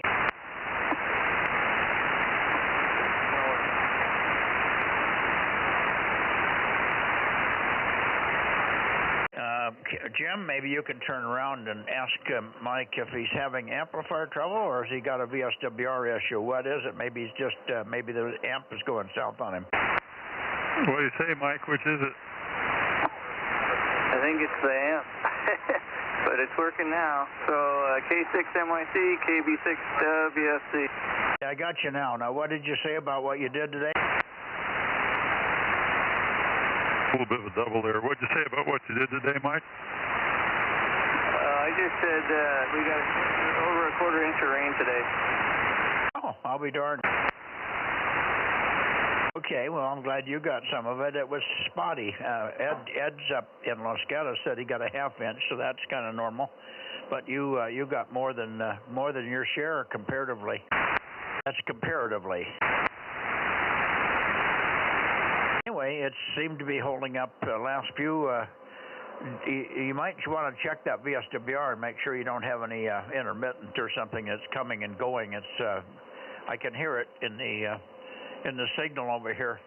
It seems like at times you see, I'm not hearing any that jerky fading on anybody else, but you go from full level to zero when the amp cuts out, but then you also drop down a notch. At the end of that one, when you were telling me about the rain, you were very weak, but still hadn't kicked the amp over. Yeah, I don't know what it is. I'll look into it when I get a chance, but thank you. Yeah, did it right there at the end. All right, good luck with it. Hopefully you can find it. Maybe rain related, who knows? Okay. Who else do we have in the Bay Area? K6MYC Bozo Net. Listening, Bay Area. AB6SR. Whiskey Bravo 6, Whiskey November India. Okay, I got Gary and I got Stan. Stan, take a transmission. Go ahead. Yeah, okay, Mike. K6MYC AB6SR with Gary there, WV6WNI. Yeah, as Ed said, we had some rain largely in the morning. We probably had 3/8 of an inch here. And it was looking sort of rainy this afternoon. I heard a slight peal of thunder, but didn't come to anything. So, yeah, it's a bit, as JNN said, it's a bit wintry today. So, not a great day here. I guess you had sunshine. We didn't have much of that here at all. So, back to you, and then pass it over to Gary WNI, K6MYC, AB6SR. Oh, fine, Stan. Very good. Good signal. Well, we had nice weather here. In fact, I worked out till 5 o'clock. The sun was still up at 5, but I was working at the end of the day in the shade on the north side of the house underneath the big redwood tree, cleaning up the debris from the winter's redwood tree drop, and it was about 3 inches deep. So I filled 2 garbage pails full of just redwood droppings about 90 degrees around the perimeter of the tree. So I got a long ways to go with that yet. But I got a lot of it out of the way anyway. And it's a mixture of soft stuff and then broken little twigs and limbs and stuff. So it's kind of awkward, ugly stuff to work with. Anyway, I got that done today, along with a bunch of other little pruning and cleaning. I did prune my peach tree today. Unfortunately, I ran into one thing that was very discouraging for Stan. As I had my head, I was up on a little ladder inside the peach tree, and I'm trying to prune off the top branches so it's not so tall. And I got my head up in there, and I turned around, and guess what was right in front of my face, looking at me about 6 inches away? Guess what it was? No, I can't guess. Go ahead. It was a peach tree blossom. Wow, Already? Yeah, already. The goddamn thing is blooming. Well, lucky you. Weather's better there. The acers here are just beginning to unfurl, but nothing much else because everything's saturated. Yeah, well, luckily there weren't too many. I imagine I probably cut off about 20 blossoms, but it doesn't matter. I had to prune it, and I left a lot of the little blossoms that were in close. But I was disappointed, and I've been putting it off. It's the last bush in my yard that I normally prune, and normally I prune it sooner. I pruned all the other stuff, the nectarine and everything got pruned earlier, about 2 weeks ago. And I should have done the peach tree, and I kept putting it off, and it was almost too late today. I don't think it'll hurt the tree any, but I did have to cut a few blossoms off. Anyway, it was a strange one. Anyway, thanks for checking in. You're loud as always, and let's see how WB6WNI is doing. You were good copy here, Gary. Go ahead. Can refresh my memory on your number. I should remember it, but it's not sticking yet. K6MYC from Whiskey Bravo 6 Whiskey November India. It's 1090. One of the last ones you've handed out. I noticed that there's not that many more. So it's okay if you can't remember. It's way up there, 1090. And fine on the blossoms, we have a peach tree, and it is blooming. In fact, my daughter was here and said, yes, ours is blooming as well. And you mentioned the evening, the sun. Well, next week on Sunday, the net will start just slightly after the sun has set. So how do you like that? Pretty soon will still be sunlight. Anyway, you're coming in very well, almost an S9 on peak, so it's great copy. And anyway, I have nothing more. Hope to hear you on Sunday. And it's amazing. You're talking about pruning one last thing. I cannot. Every time I decide to prune, it rains. So there you go. So you made it. Anyway, Mike, nothing more. It's 73 K6MYC WB6WNI. I didn't hear that. You're stepping away or turning away from the mic. When you decided to prune, what happened? Oh, it's raining. That's the problem down here. It rains every time I get ready. Yeah, but where does your daughter live? Her peach tree is already blooming. Where does she live? Oh, with me, with my wife. We're here in San Jose, West San Jose, not too far from Mike, K6QFO, very close to him, and our tree is blooming. Yeah, well, I guess it's the time. I guess I knew I should have had it pruned before March. I knew I was in a danger zone, but I really didn't expect the damn thing to have a blossom. And it isn't blossoming all over. It's just popping in a few places. And but my eyes, I didn't see it. I probably, if I had good eyesight, I would have spotted that it was popping already. But it probably hasn't been out by more than a day or so. And just a few starting, so I don't think I cut off too many. I got about 500 peaches on it last year, but I never had a chance to eat single one of them because the raccoons got in there one night and emptied the whole tree. I think I told you that, over. You have not, but that's our experience here with squirrels. So we get about 10%, and the squirrels get 90%. Where do they put them? Okay. That's a good question, Mike. Maybe they're selling them. I don't know where they're doing with them, but you're just like you say, they're one day and gone the next, but not quite as fast. I mean, when I see them going after them, I have to pick them right away. Otherwise, they'll clean it out. Mine are all gone in one night. The year before, I had 1,000 on it. It was so heavy that every single branch that I had was broken. If it wasn't broken, it was being propped up. I mean, I had 1,000 peaches on it if I had one on it. This thing just went absolutely gorgeous peaches, and they're the first of the peach that doesn't cling to the stone, so they're not clingstones, but they're really a good little peach. And I'll be darned, I got out there one day and I thought, oh boy, maybe in the next day or so these peaches will be ripe enough to have one. And I think I even picked one off, but it was pretty hard yet, but it was starting to get some color in it. And I went out the next day and there wasn't a single peach on the whole tree. And this thing is 12, 15 feet in diameter and 15, 16 feet high. And they didn't break a branch. They didn't leave any on the ground. They just vaporized them. I am very impressed at the way these larger animals can go through branches and leave no trace behind. Yeah, it's quite the skill. K6MYC-WB679. Yeah, me too. I was impressed. You wouldn't even known anybody had even been in that tree. A human couldn't even do that good. Anyway, they're good. But I think I had some raccoons that had the runs for a few days, I can tell you that. Yeah, probably so, but they'll, watch out. They'll be back this year. They'll forget about what happened last year. Oh, yeah, they'll forget. That's for sure. Yeah, okay. Good to hear you. Thanks much for checking. We'll see you tomorrow night on 432. Check in, even though you're vertical. I'll work with you tomorrow night on vertical. Over. All righty. Well, give it a shot. We got the antenna right here. So, Mike, 73, and have a good evening. K6MYC-WB679. Yeah, 73, and hopefully you'll get that new antenna from your friend one of these days. Man, never know. There's several flea markets coming up. It could be within a month or so. Oh, I thought your friend had found one in the attic that he was giving you. Oh, no, but we meet at that's how we save on transportation. We meet at the flea market. Oh, I got it. Okay, makes sense. Thanks.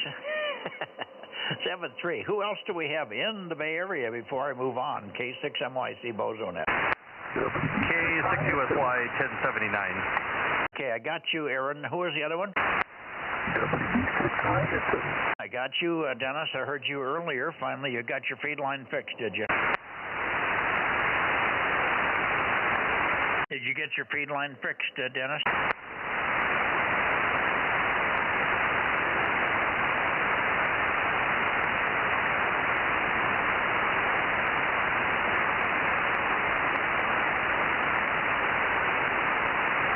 Well, Dennis called in, but I guess he didn't hear my response. Okay, anybody else in the Bay Area? And then we'll stand by for you, Aaron. Hang on a second. Anybody else in the Bay Area, please? Over. Okay, we'll get up to Russ in a minute here. Good evening, Aaron. Yeah, good evening. Yeah, there was a Thunder cell that was parked at 99 and the San Joaquin River, and it was sitting there for about an hour and a half, and we were getting thunder and lightning and sporadic rain. So I figured I'd wait for it to kind of move out of the area. It kind of slid down through Kermit, and then it's kind of fallen apart. But yeah, interesting afternoon of weather down here in the valley. Yeah, Matt said it rained a little bit at the plant toward the end of the day. We had nothing here. It was bright sun right to the point where the sun went down. I was out at 5 o'clock still cutting branches and picking up leaves and brush and stuff. And it was bright sun peeping through the trees at me. And it's still pretty warm. I was t-shirt weather here. So what a contrast from what you had. I haven't seen lightning at my place. I haven't seen lightning for 4 or 5 years here, and it's been all around me this year. You had it, and Frank's had it, but it's never been here. When I first moved here many years ago, around 2001 and 2003 in that area, we used to get sheet lightning here that was so intense that you could go up on the hill by the towers and you could read a newspaper. It was just like almost daylight up there from sheet lightning. Over. Oh, crazy. Yeah, I had to go out to Firebaugh this afternoon, and yeah, it was in the 60s, and it was really nice, and get back to the office and, start to leave, and noticing that there was a cell on the other side of town, I pulled out the security camera at my house, and it's like pouring rain over at my house, so, yep, interesting afternoon. I'm glad I made it back from Firebaugh before the heavens opened, but, yep, we'll take the rain. K6USY back tonight. Yeah, you might as well. Okay, we'll talk to you later toward the end there. Thank you. Anybody else in the Bay Area before I got Martinez? K6MYC.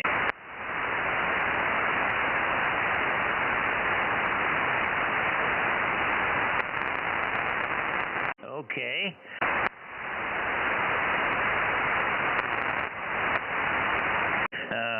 K6ERF or KE6QR or K6MYC? Who is it?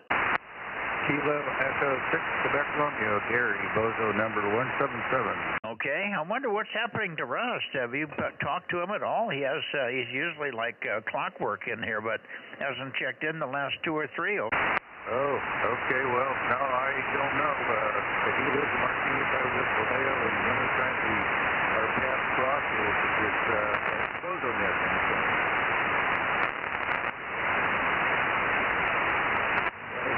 We're working on taxes tonight. Got to get our taxes all ready. We're going to turn them in tomorrow morning. Yeah, I had to move the antenna. You went down into a fade. I missed that. Give me a repeat. You haven't heard him, and then I missed everything after that. No, I don't. The only time I hear Russ is when we check in on the net. I don't run across him any other time, although I do have a phone number for him, and remember a long time ago he hadn't showed up for a while, and you mentioned it, your concern, and I did give him a call, and I can't remember what was going on, but he was back on for a while, so I don't know, he might have company or something like that. Well, let's hope he's not sick. If it's not too much trouble, just give him a quick ring, and we're not bugging him to get on. If he's busy, that's fine, but I'm just concerned that he might have had an issue, a health issue or something. Over.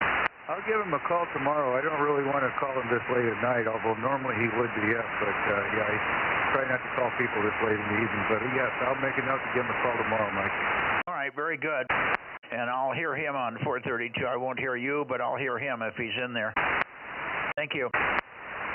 Okay, Mike, have a good net 73s. And I'm looking forward to doing the Stu Perry 160-meter contest Saturday night. That'll be it for my inverted L. I take it down, put it away till next December when I'm back on for the ARRL 160 on usually December 1st, 2nd, 3rd, somewhere around there. Okay, very good. All of a sudden, toward the end, you came roaring up. You might want to listen to the stream. You can get a good feel for what your audio sounds like. If you can go back and check the stream, it sounds really good. Okay, and I hear N1PPP, Dave checking in, and I don't have it up tonight, but I'll have it on next time. Okay. N1PPP, do I hear you, Dave? K6MYC, Bozo Net, over. I don't hear him. Would you check and see if he also has Kent in there or anybody else, over? N1PPP, KE6QR relay. Do you have Kent or anybody else up there tonight, Dave?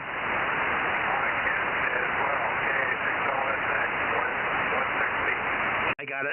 KS6OSX. Kilo Alpha 6 Oscar Sierra Rick X-ray. Are there any others? I got it. I heard him. What's the numbers, Mike? I'm not hearing them. It's N1PPP 336 and KA6OSX 160. And he's also telling me that Dennis is on frequency. I called back to Dennis, but he didn't respond. Dennis's number is 86.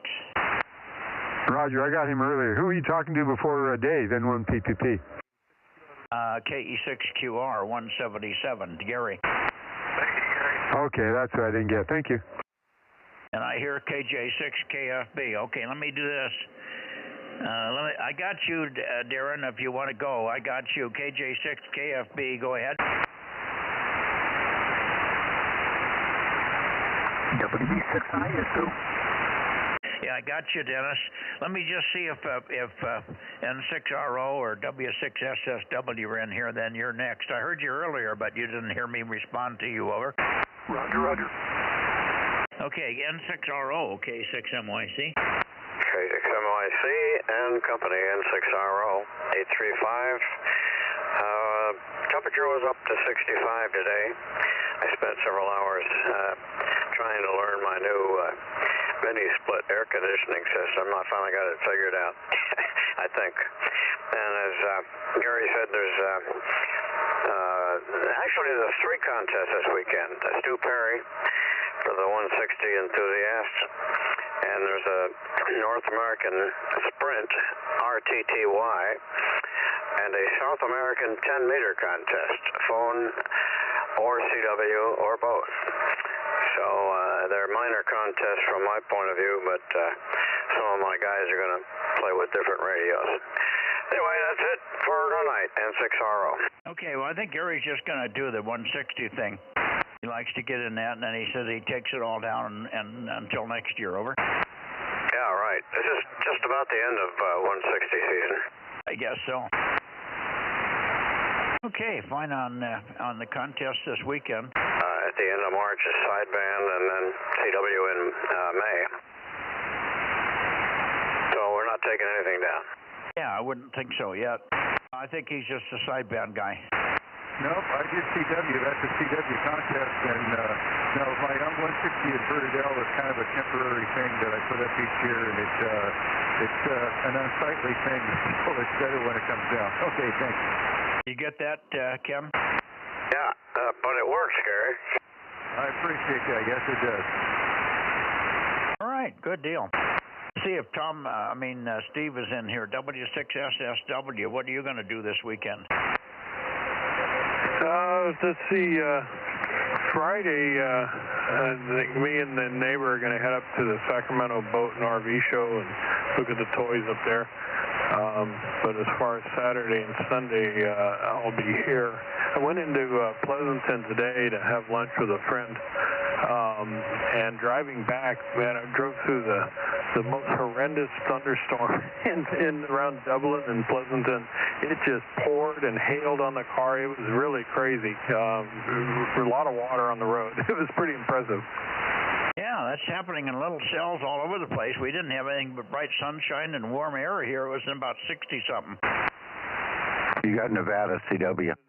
Everything was dry and sunny here, so it was just kind of working its way down the Diablo. 766 is here. Yeah, the rain never made it to Oakley either. Okay, very good, Ken. And I hear 766. Good evening, Gwen.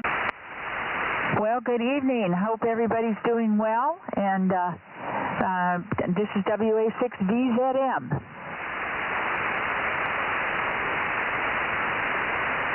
Very good. WA6VZM. Very zealous mother. Is that right? That is right. Thank you. That's a good memory you have there. Thank you. Yeah, I just decided I'd come out and check in. Once in a while, I have an opportunity to do that. So glad you guys are doing this, and it's a fantastic hobby. WA6VZM. Yes, it is, Gwen. I'm certainly enjoying it, and I'm hoping that I'm giving some of my hobby skills back to some of the newbies that come in here and enjoying some of the stories with the older guys. Good to hear you. WA6VZM and the group in Clovis there, K6MYC. Thank you. Thanks again. Have a good night. WA6VZM. Yeah, we'll see you Friday, Gwen. I think unless something weird happens, I should be down there with Rob. Over. Oh, good. Good. I know you've missed, I think, the last one, but good. Hope to see you. Yeah, and I got a few toys to give to Ken and also a couple of things that we might call prizes. Oh, I think you doubled with Gwen there on the last year. What was that? I said I've got a couple of things to bring to you that you can have, or things I'm finding in my shack as I'm uncovering things, and it's a bunch of stuff that Ken had, but kits of little chip capacitors in little cups and stuff, and also a whole bunch of all different sizes of little tiny chokes, molded chokes and stuff. So I'll give you all that and some other stuff, and then I've got a signal strength meter that I found. It's never been used, and it had batteries in it, but we took them out because they were starting to go to pieces. But the thing is a little signal strength meter from a company up in the Bay Area that made them. You may know who it is, but I thought I would donate that as a prize.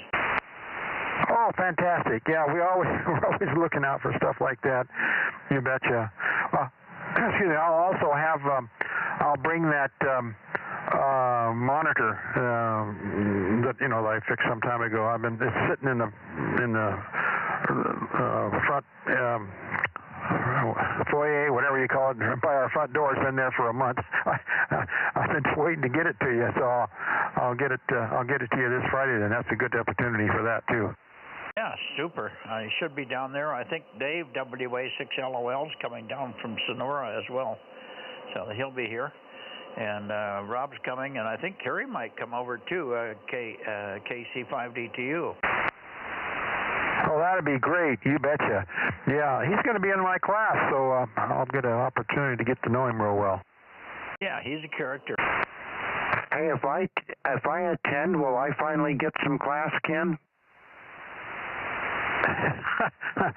You got a lot of class. Good night, good evening, sir. W6BBS. You're a classy guy. Not many would say that, at least not publicly. Over. Yeah, well, I speak my mind. W6OIB. Okay, I better pick up Dennis before he gets loose at the wheel there. Good to hear everybody. Thank you, Steve. Good to hear you. We'll look for you tomorrow night on 432 with a little bit less chatter on the frequencies here. W6SSW in the group, K6MYC. Fine on the Pleasanton trip there. Okay, good deal. Yeah, we'll catch you tomorrow night. W6SSW. I didn't mean not to respond to your cloudburst story, but we had all kinds of stuff going on here locally. I don't know if you could hear some of that. Oh, yeah, roger that. Okay. Very good. Well, anyway, we'll see you tomorrow night. There'll be a lot fewer people on 432 tomorrow night. All righty. Let me see. Let me get up to the Bay Area, to the Sacramento area here. Get up here. Like that. AJ6KFB, did I hear you in here, Darren, earlier? I thought I heard Darren earlier. We'll find out. I wrote him in anyway. And Dennis, WB6ISO. I finally made it. Over. Yeah, okay there, Mike. Very good. We're working on a temporary antenna, just one channel on the beam at the present time. We're still in the middle of the rebuild. We got new coax. I finally got in all new connectors, power divider, rebuild the whole system over. Okay, what's wrong with it? Got some water in it and contamination into the LMR 600.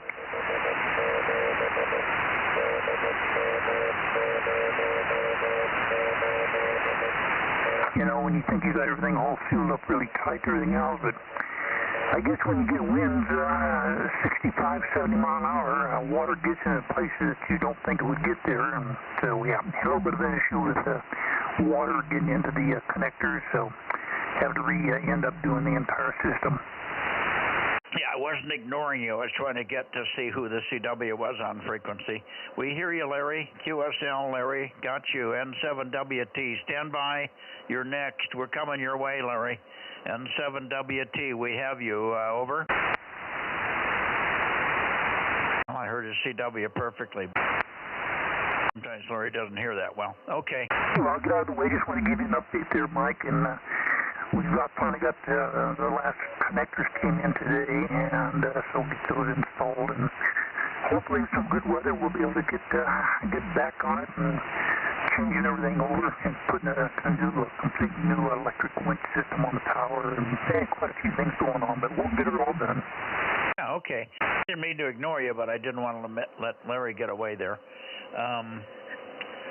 So you are pretty good. Just one of the 4 antennas right at the moment?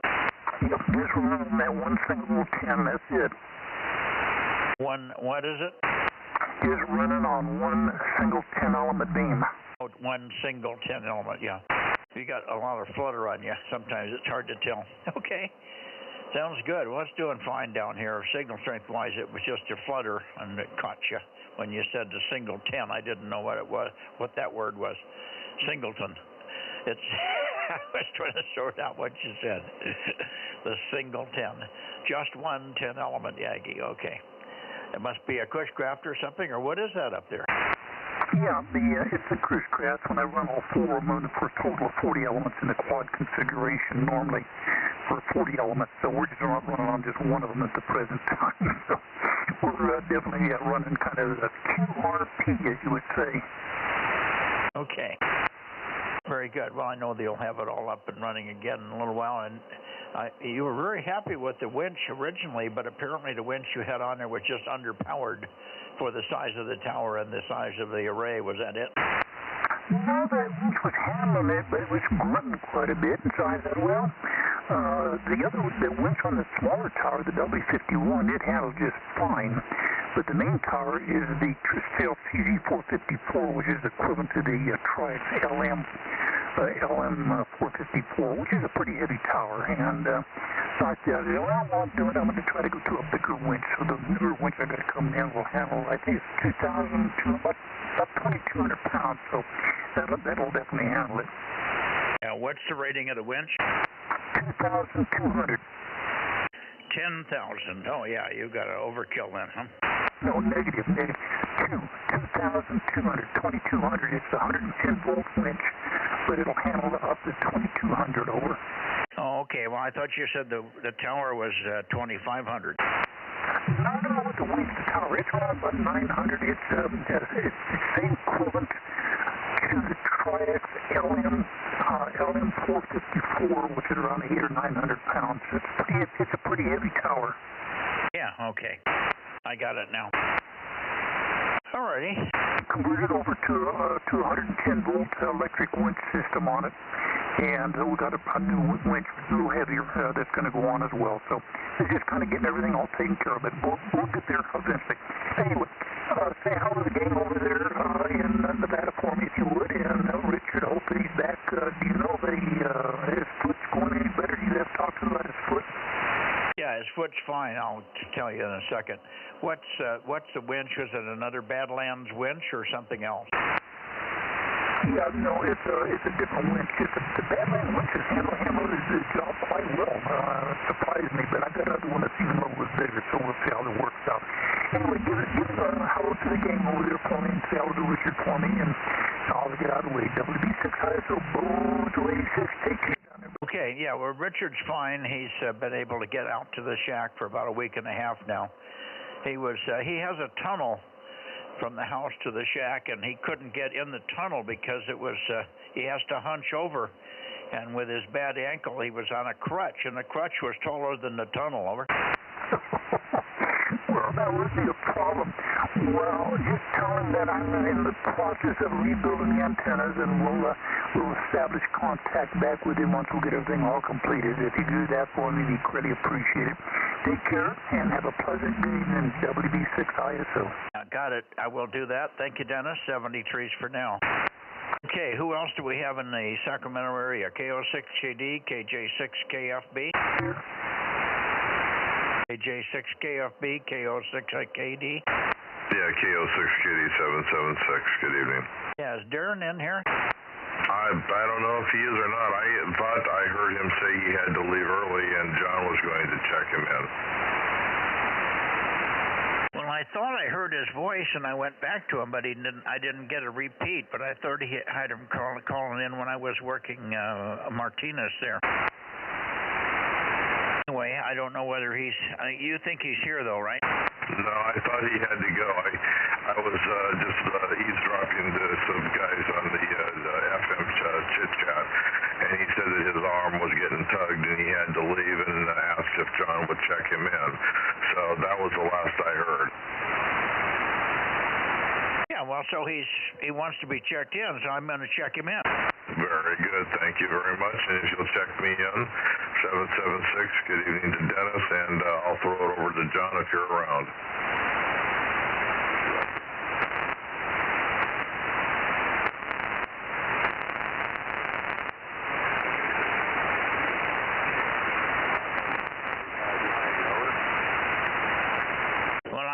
I heard a voice in there as I came back. I was swinging back and forth, but is that you, John, or was that 145? KD6SW, was that you, Rich, over? Negative, not me.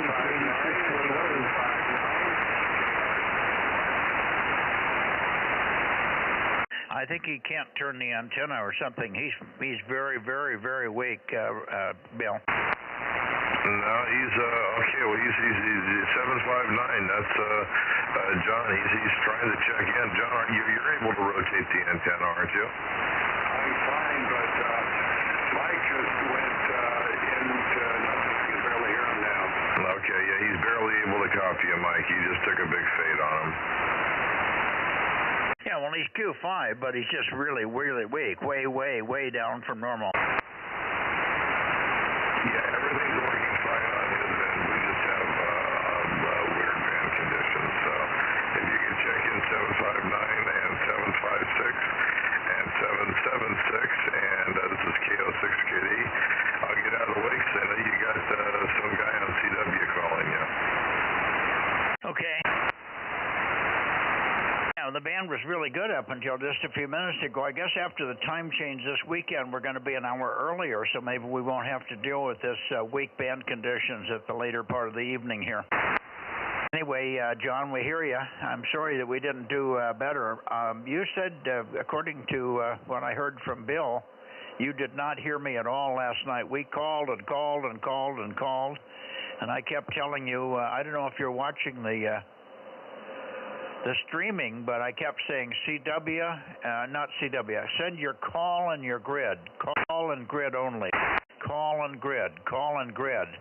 I don't know. Did you get that message over? I got the call. I gave the call on the Bozo number many times. I think I heard you for a total of about 5 seconds, over. Really? Wow. Yeah, I didn't mean grid. I meant call and Bozo number. I was in the contest mode there for a second. No, call and Bozo number is what I kept saying, and I didn't know whether you were hearing it on the streaming or heard me direct. Over.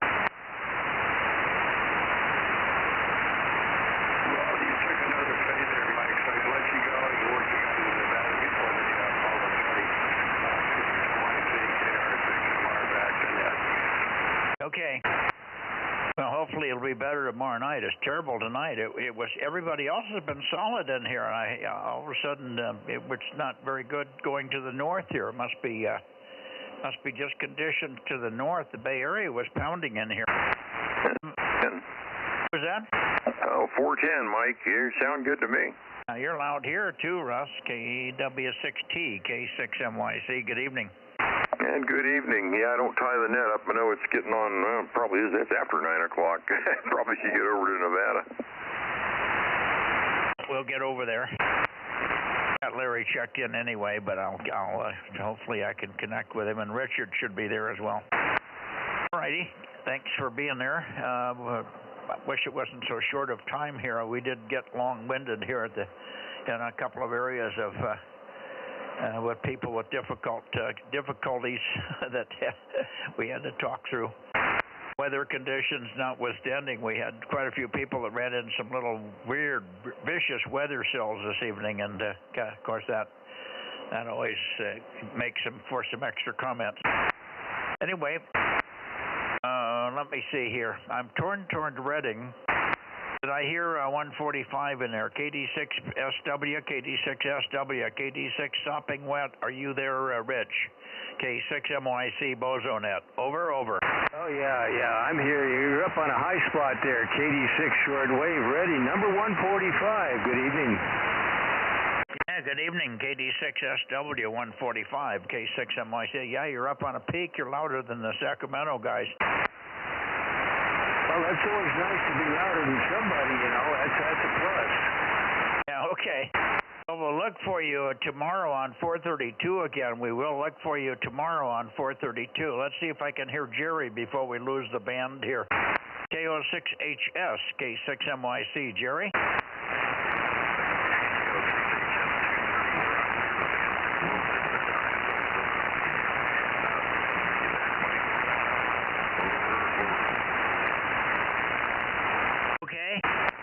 Not readable, but I heard you for Q5, Q3, Rich, so I know I got you checked in. KO6HS in Reading. We missed the peak here. Sorry about that. KO6HS, K6MYC. Thanks for checking in, and we'll go back to you in just a second. Maybe it'll come back up again. Where is the peak right now, Rich? KD6SW, K6MYC. How is it now?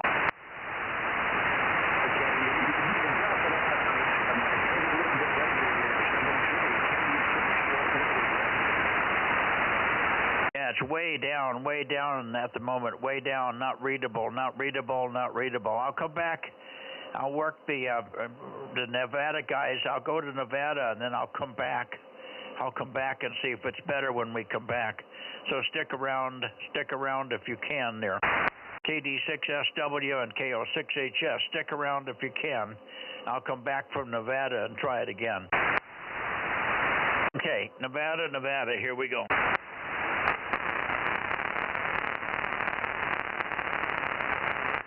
Okay. N7 Whiskey Tango, we heard your CW. We did get you checked in, Larry. I don't know if you're still there. N7WT, K6MYC. I don't hear him. K6MYC. Go ahead. K6MYC, N7WT. I got you. I heard your CW. No problem, but I came back to you, but I don't know if you heard my response. Over. Yeah, I heard it. That's why you didn't get any more CW after that. I've been sitting here waiting.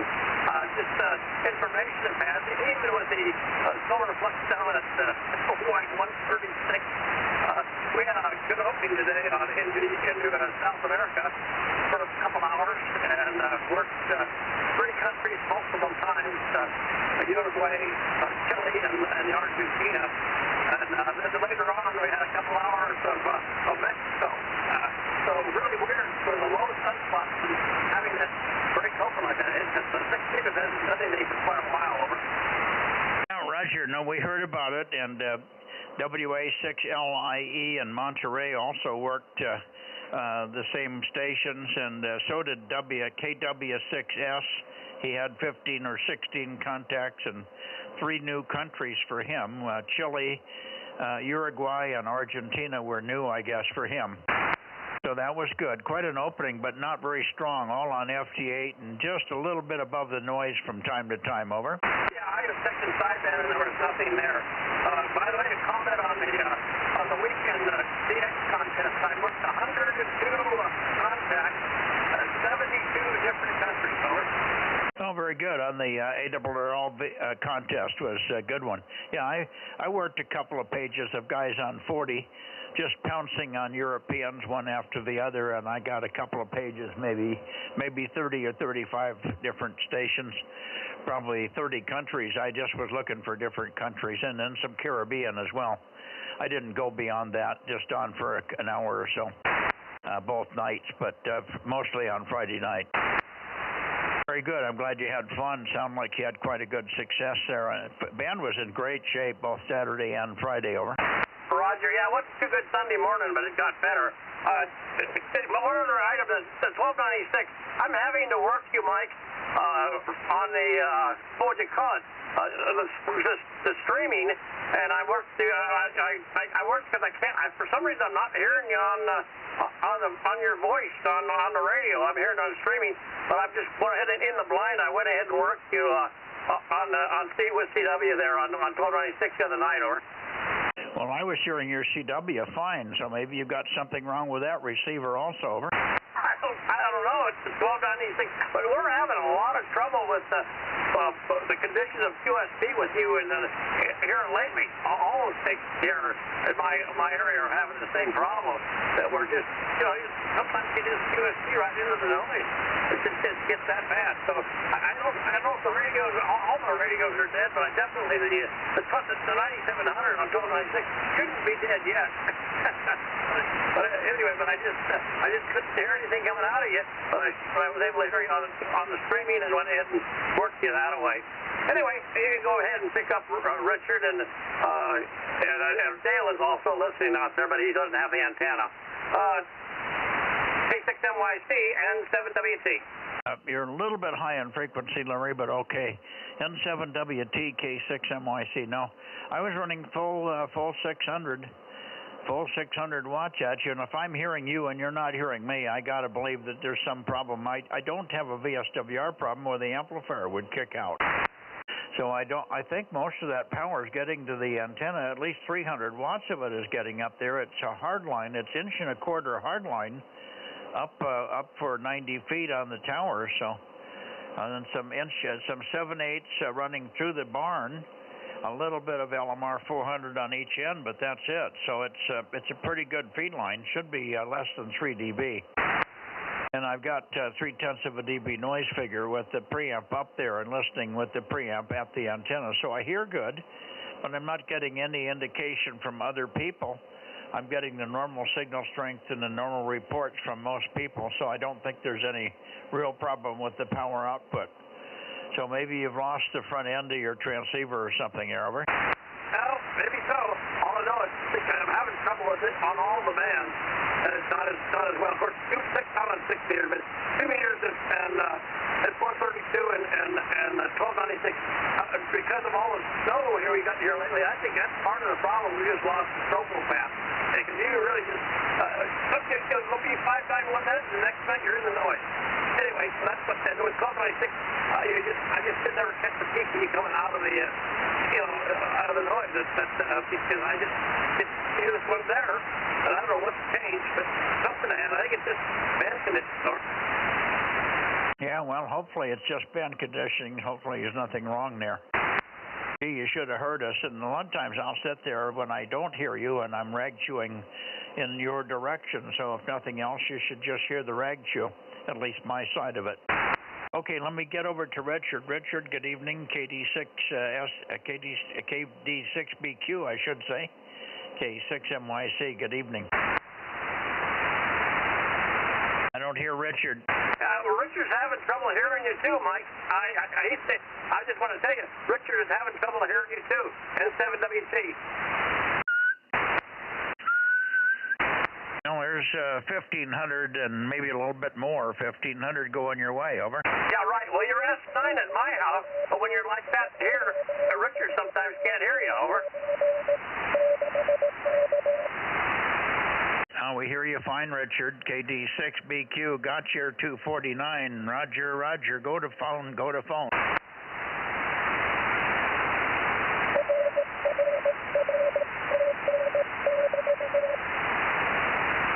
He's not hearing you.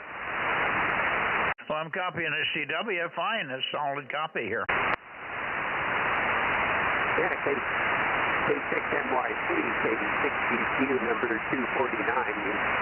You copy me now, Mike? Over.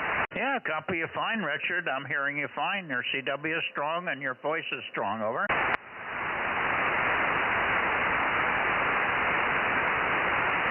I'm copying you fine, Richard. Over. Now,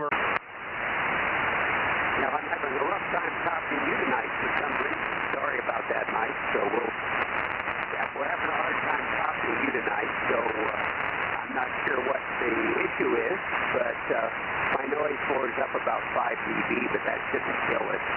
So anyway, sorry the signal's weak, but anyway, good. Thanks for checking me in, and good to hear you on here, even though it's a little weak.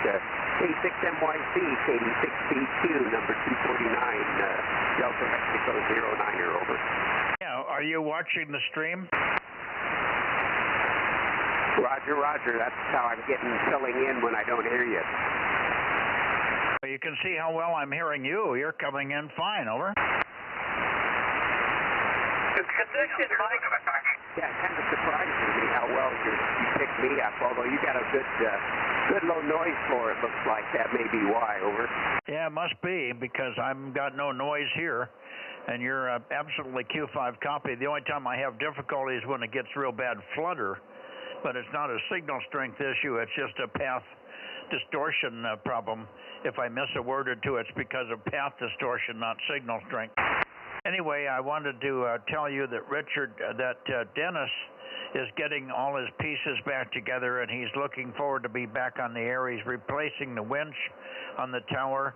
He's replacing all the feed line, the LMR 600 on the quad array on 2 meters and all that. And he wanted to tell me to tell you that he was anxiously waiting to get back on the air, probably in the next week or so, I guess. Over. Yeah, Roger. I copied that, Mike. Thanks for the relay there. And yeah, I haven't been in here that much, but I guess I did listen one evening, didn't hear Dennis on, so I thought maybe he'd given up on us. But it sounds like he's busy doing repairs. So anyway, hopefully when he gets back on the air, I'll be able to get in here a little better and maybe work in before the net, over. Roger, Roger. No, he had water in the feed lines because he had high winds and lots of rain, and they got water in the LMR 600 feed lines. Over.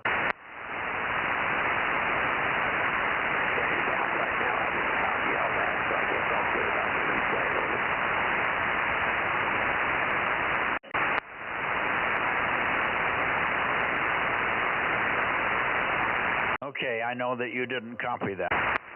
Yeah, Mike, you're 5 and 9 here, 5 and 9 here, and I think it's band conditions, because this is the same radio that I talk on 1296. This is the 9700, and I got you 5 and 9, and from 5 and 9 you go into the noise, N7WC. Yeah, I'll be darned. Okay, well, tell Richard that Dennis had water in his LMR 600 feed lines. He's replacing all the feed lines and the connectors, and he's putting it on. He's putting a new winch on the bigger tower. He's got a new winch for the tower and all that sort of stuff. So he'll have the 4 10 elements back up in the air. Tonight he was operating on just one of the 10 elements. But he's rebuilding all the phasing lines and all the feed lines and stuff with brand new LMR 600. Over. Did you copy that, Larry? No, I copy that. I copy it here, but apparently Richard is not copying you. Dale, if you're still copying Mike, give him a call. Stand by for listening for KJ6IX. Mike, give him a call, Dale. KJ6 India X-ray. Go ahead, Dale. K6MYC. Over.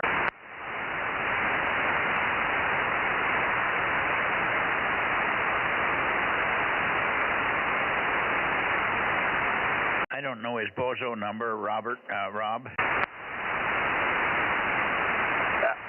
Bozo number for Dale is 1112. Yeah, let me find it. 1112. QSL?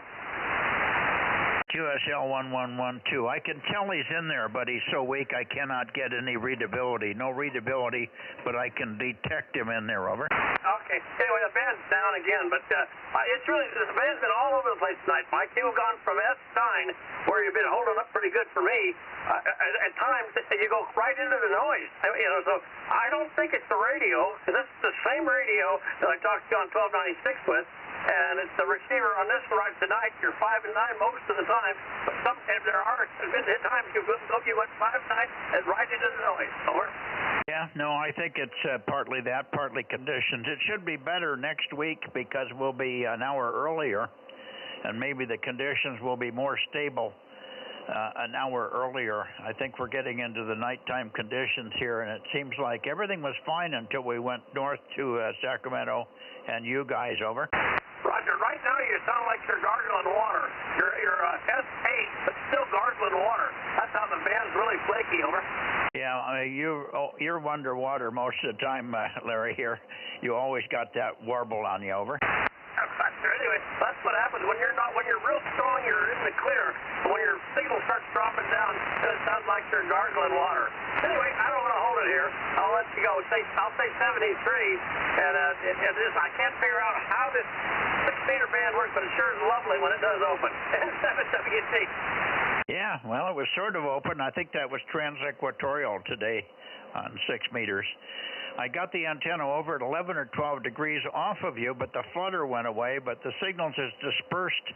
I'm copying you all over the place tonight. No matter where I point, you're in there. But it's fluttery in some directions, and this is not fluttery now. How's that? This is clear right now. You're S7, but clear. Over. Yeah, well, I'm pointed way off of you. I'm off 10 or 12 degrees from your normal heading. Over. Roger, give Dale another call, and maybe see if he can hear you. KJ6 India X-ray, KJ6IX. Dale, any better now? K6MYC Bozo Net. Over. I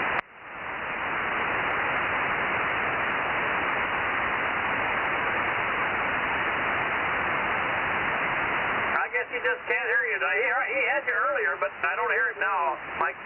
Well, I thought he came back, but you would have heard him. I thought he was in there, but it wasn't readable. Very, very weak. No, this particular time he didn't come back. So anyway, I thought he was going to call you, but he didn't. When he can't hear you, he doesn't want to talk. Or. Well, that's that's a good idea most of the time, but not for what we're doing here. We're trying to see if we can hear him, and the reception, of course, is non-reciprocal sometimes. As you know, I usually hear better than you guys a little bit, so it doesn't hurt to have him try, even though he's weak. I work a guy in Sacramento on 220 with 2 watts. Over. You're right at my noise level right now. You're at 1.5. It's just about to go away. Yeah, Roger, you were down here also. You're way down here also. Lots of QSB tonight. All right, let's see. Daniel, by any chance, are you in here? KE7UQL, Daniel? No, I didn't think we'd hear Daniel. K7SUN, I'm pointed right at you. K6MYC. Nothing from Stan either. Okay. I'll go back to Richard. And Richard, if it should be up for you, if it's down for the other guys. This should be more in your direction, Richard. KD6BQ for your final. K6MYC. No copy. Well, you're back up to S9. Solid S9 here, Mike. It's just all over the place. I'm back at 3 degrees where I normally point for you guys. Okay. 6MYC, KD6BQ. Barely copying you, but 7-3 and thanks, over. Yeah, you must have more noise than you think you have. Tell him he's got more noise than... If he's S5 on the meter, that's terrible. That's 20 dB of noise that he's trying to hear me through. He's Q5 here at about S2 or 3, over. Neither one of them are hearing me now. Weird conditions, huh? One of those nights. Yeah, it's funny. Well, I'm actually running a little illegal here. I'm running a little bit more power out of this amp than I should be. But it shows you it doesn't help if you. It doesn't make any difference if the fan doesn't have it. If you just can't make it happen. Yeah, the RF's being burned up somewhere. Yeah, but I'm running real smoke here. 7-3, Mike. 7-3. You're right in the noise. And 7WC. 7-3. 7-3, Larry. I got to write in the noise part. You're Q5. Do you want to try, Ken? Yeah, well, APR won't copy me. N7WT, WA60IB.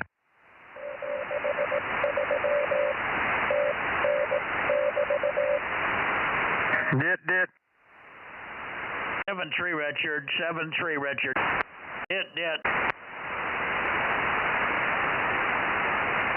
Okay, pretty funny. Boy, are you watching the signals go up and down, Ken? Oh, yeah, and I've been chasing him around, too, and noticing the same effect when you're, point off of him. He sounds better, but he's weaker, but he doesn't warble so much. Yeah, same thing down here. I'll be darned. Yeah, I think we'll be better off an hour earlier, though, from now next week. Yeah, that'll work. All righty, let me go back. I promised the guys I'd go back and try to get Reading one more time here. Let's go back there just for a second.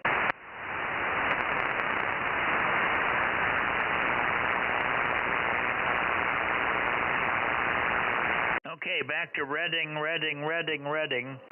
KO6HS and KD6SW. Is it any better now or any better now? KO6HS, over.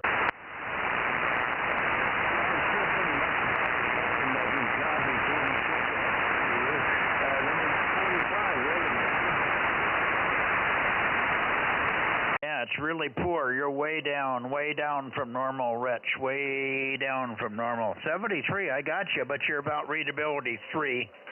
About readability 3 here, Rich. Over.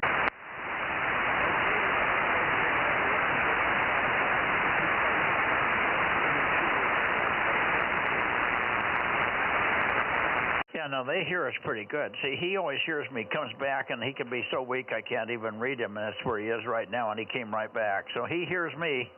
It's just whatever's going on that non-reciprocal path to Larry over the mountains, Ken. It's weird. Yeah, I couldn't even tell he was in there. Yeah, he was in. He came back every time. I didn't hear Jerry, so Jerry may have taken off. And it'll come roaring up. I mean, yesterday, was it Sunday night, he did the same thing. It wasn't quite as radical, but it was one point there where he was actually taking Rob out. He was so strong. Wow. Here's a CW. Okay, I think we'll wrap this thing. Do you want to try and get Eddie in here, Rob? Okay, heading down that way. KM6SR. Hey, Mike. Yeah. Would you, while he's turning, would you like a quick report on this that step-down transformer I was telling you about? Oh, yeah, go ahead. Okay, I'll read the headline. It's encapsulated DC to DC step-down transformer, 48 volt to 12 volt, DC 40 amps, flying leads, waterproof. They're 3-inch by 3-inch and 1.25 thick. They have like flange bolt holes, one on each side where you can run screws through. You can bolt it right to a wall or something. And the entire case is heat sink. And flying leads is 4. They look like they're 6 or 8 inches long. It weighs 3/4 pounds. Now they do recommend running these things at only 75% for longevity, so on and so forth. So this 40 amp one at 75% still gives you 30 amps. That's running your 101 at full power, and all your other 12 volt stuff there. And this particular one is $374. Over. Yeah, how much is a 30 amp one? Let's see here, 10, 5, 15, 20, 30 here. Let's see, the 30 amp is $317, 317. And one other piece of information, they're saying it's 95% efficient. Over. Yeah, that's what I told you, and then I say 95% efficient. That's why they can make it so small. It's only dissipating a very, very tiny. That's a really, really good MOSFETs that they're using in there now. What was the difference? What was the 40 amp one again? 3 foot? 3 what? 374.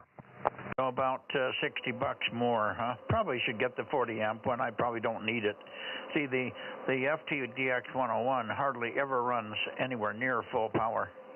I'm running it at about 39 watts of output instead of 100. And on 6 meters, I push it pretty hard. I run 75 watts, but it isn't even working hard there either. So I'm not pushing it, and that's that's the only power supply that I'm going to be using. I got the other power supply, of course, is powering up the other thing that we'll have on it is the F9700, but it's sitting here in receive mode when I'm on the FTDX101.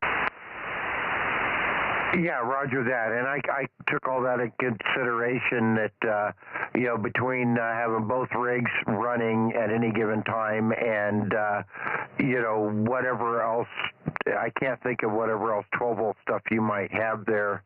I've got a ton of stuff, but, like that antenna switch is 12 volts. I know that. But anyways, yeah, I thought the 40 amps for the $60 price difference, the overhead you get there, I thought it was a good idea. Over. Yeah. Why don't you go ahead and order one for me? Who is it from? Oh, Larson? Yeah, these are from Larson. Let me just get Lee. Just email to Lee what the part number is, and I'll call him tomorrow and have him order it for me. Yeah, what I'll do is I'll take a picture of this and the website, and I'll text it to Lee in the morning. Yeah, sounds good. Thanks. Okay, very good. On that note, I'm going to say good night, and good night to Ken. Ken, are you still here? No, I'm not. Well, since you're gone, I'll just talk to the wall. Whenever you get around to messing with that transverter and you want to have a conversation about where my brain is at and options, all that, feel free to give me a phone call. Over. Well, I intend to, yeah. Got to find out.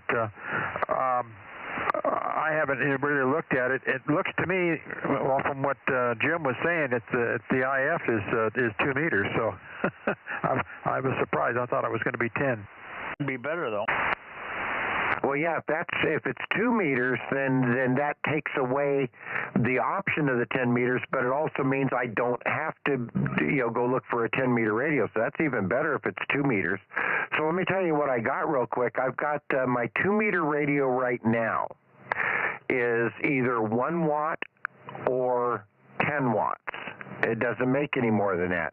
So ultimately on the 2-meter beacon, I'm going to want a little stronger radio. And so this one would probably be good to drive with drive transferters. And I was thinking for right now, since I just got one, if that thing was set up for 1 watt to put out about 25 or so, sounds like it would be ideal in my way of thinking. And then later on, when I add more transverters into it, I can go to the 10-watt mode and then just put attenuators in to get to where I need to be for the low input on the transverters. Am I thinking logically, Ken? Over. It's not a 5 or 10 watt radio transverter, Ken? Yeah, the transverter on 220 puts out about 7 watts. Oh, okay, very good, very good. So it's as big as it's going to get, but that's okay. That's probably all you need, really, for a beacon. Yeah, okay, very good. I've got no experience on 220. I know a lot of guys right now with the 10-watt 2-meter beacon, they hear the 432 at 25 watts, but they don't hear the 2-meter at 10 watts. Over. Doesn't make any sense. Yeah, I don't know what kind of antenna you're using for that.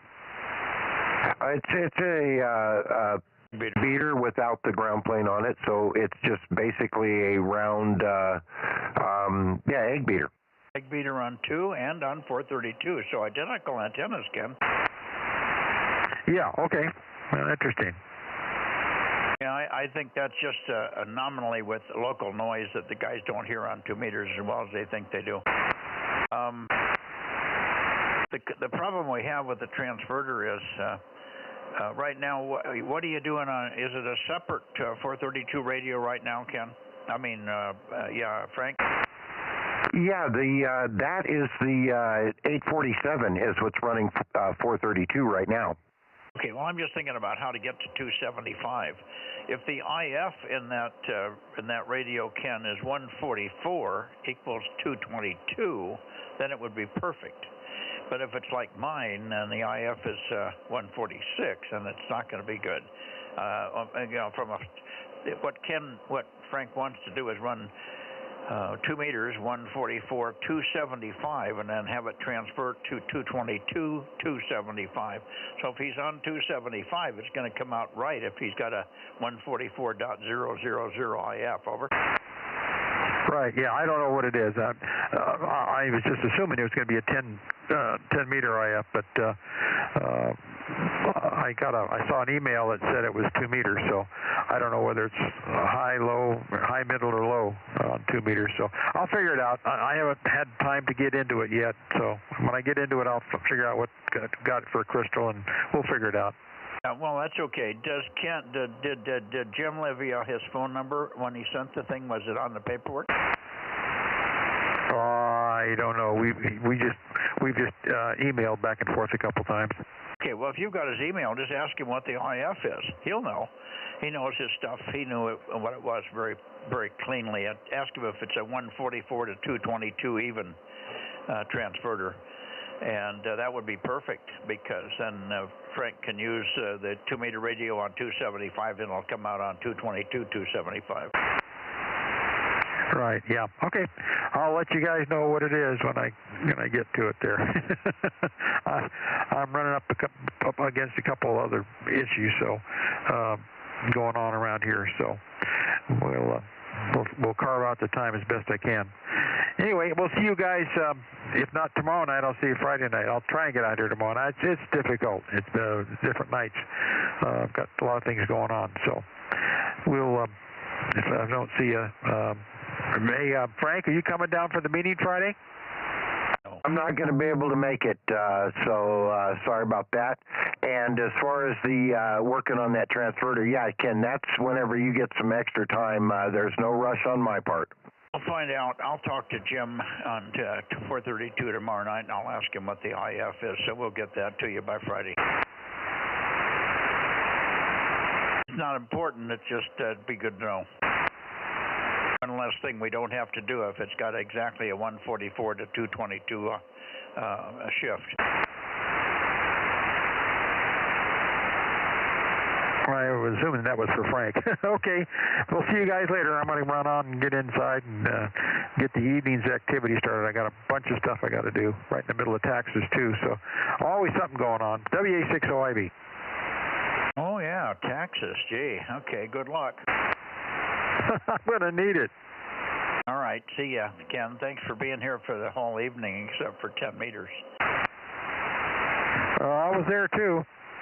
I know you were. I mean, except when you were gone for 10 meters when I was still here. Okay, 7-3, and it was good to hear Gwen in there tonight as well. Rob, give Eddie a call. Okay, but first, say goodnight, Ken, WA60IB, KM6SR. And Frank, I have some questions for you when you got a moment, over. All right, make your call and I'll stand by. Roger. KE6BK, Eddie, you on tonight for the 2-meter Bozo Net. KE6BK, KM6SR with K6MYC, standing by.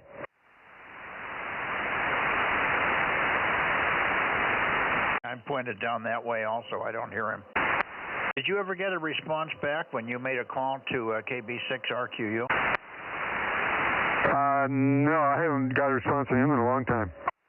You said you called him a couple of weeks ago when we first thought he was sick. Yeah. I think I had to leave a message and haven't heard anything. Okay. I bet you he can't even read his messages or listen to them. I can try it again, Mike, if you want. It would be worthwhile. Just say, give us an update on what your situation is, because ask us if we can do anything for you. Can we do anything for you? Roger. Okay. Thank you. Go ahead with Frank. Good evening, Ken. And I'm going to probably listen for a second, but I'm probably going to shut down and go in the house. I don't think there's anything that you're asking Frank that I need to hear, do I? No, it's just a little bit about some solar stuff. W6BBS, KM6SR. I wanted to ask you, is there different brand quality of those EM4 or EC4 connectors, over?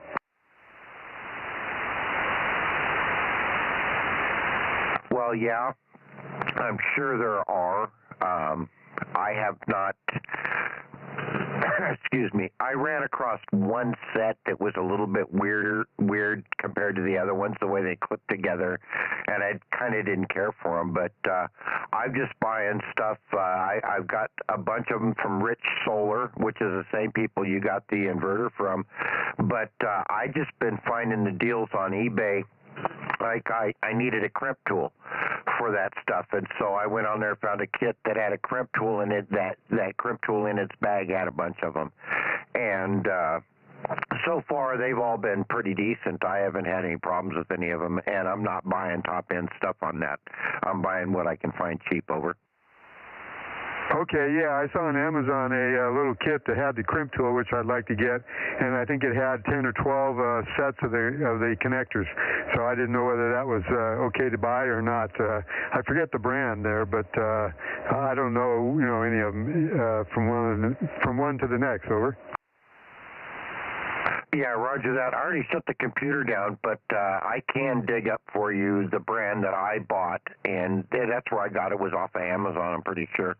It was in a black bag, and it had like red handles on it or something, and it was pretty nice. The one I got it turned out to be a pretty nice crimp tool, and especially the way those wires and the connectors, the way they crimp, because they take these two metal tabs and they fold them all the way around the wire and then back inside themselves, and they make a very good connection when they're crimped. And I was trying to do it with just like needle nose pliers and stuff for the first couple of ones I made, and it was a real pain in the butt.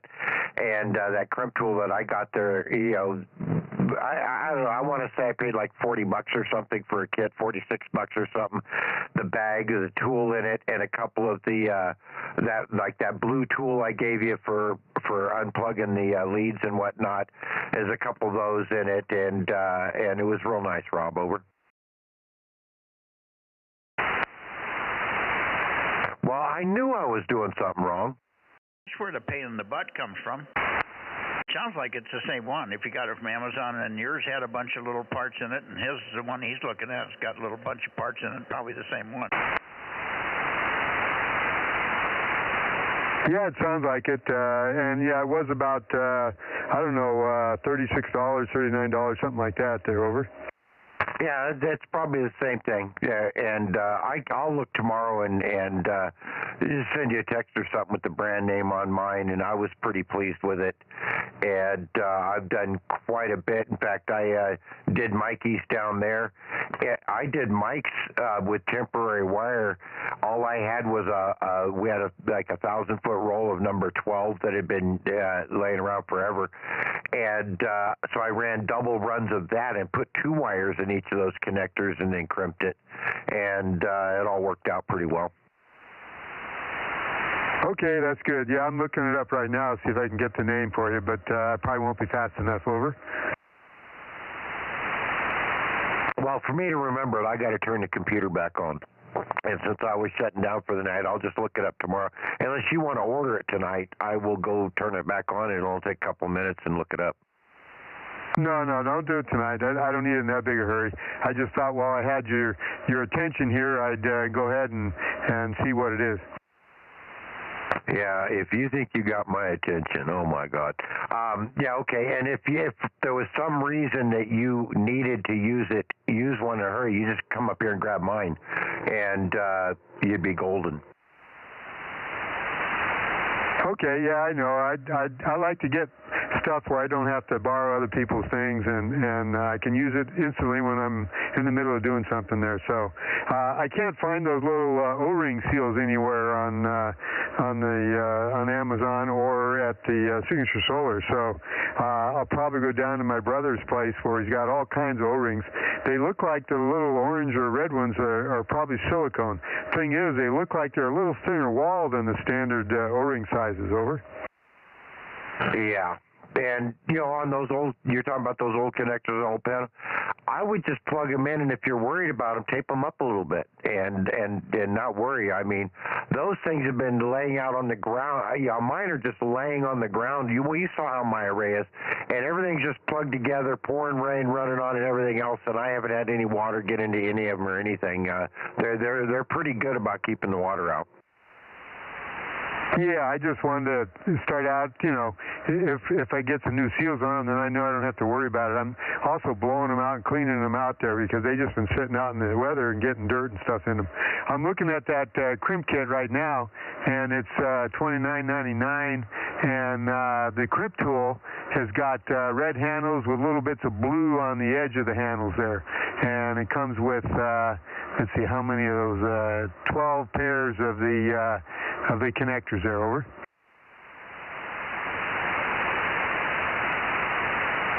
Yeah, okay. I just realized that my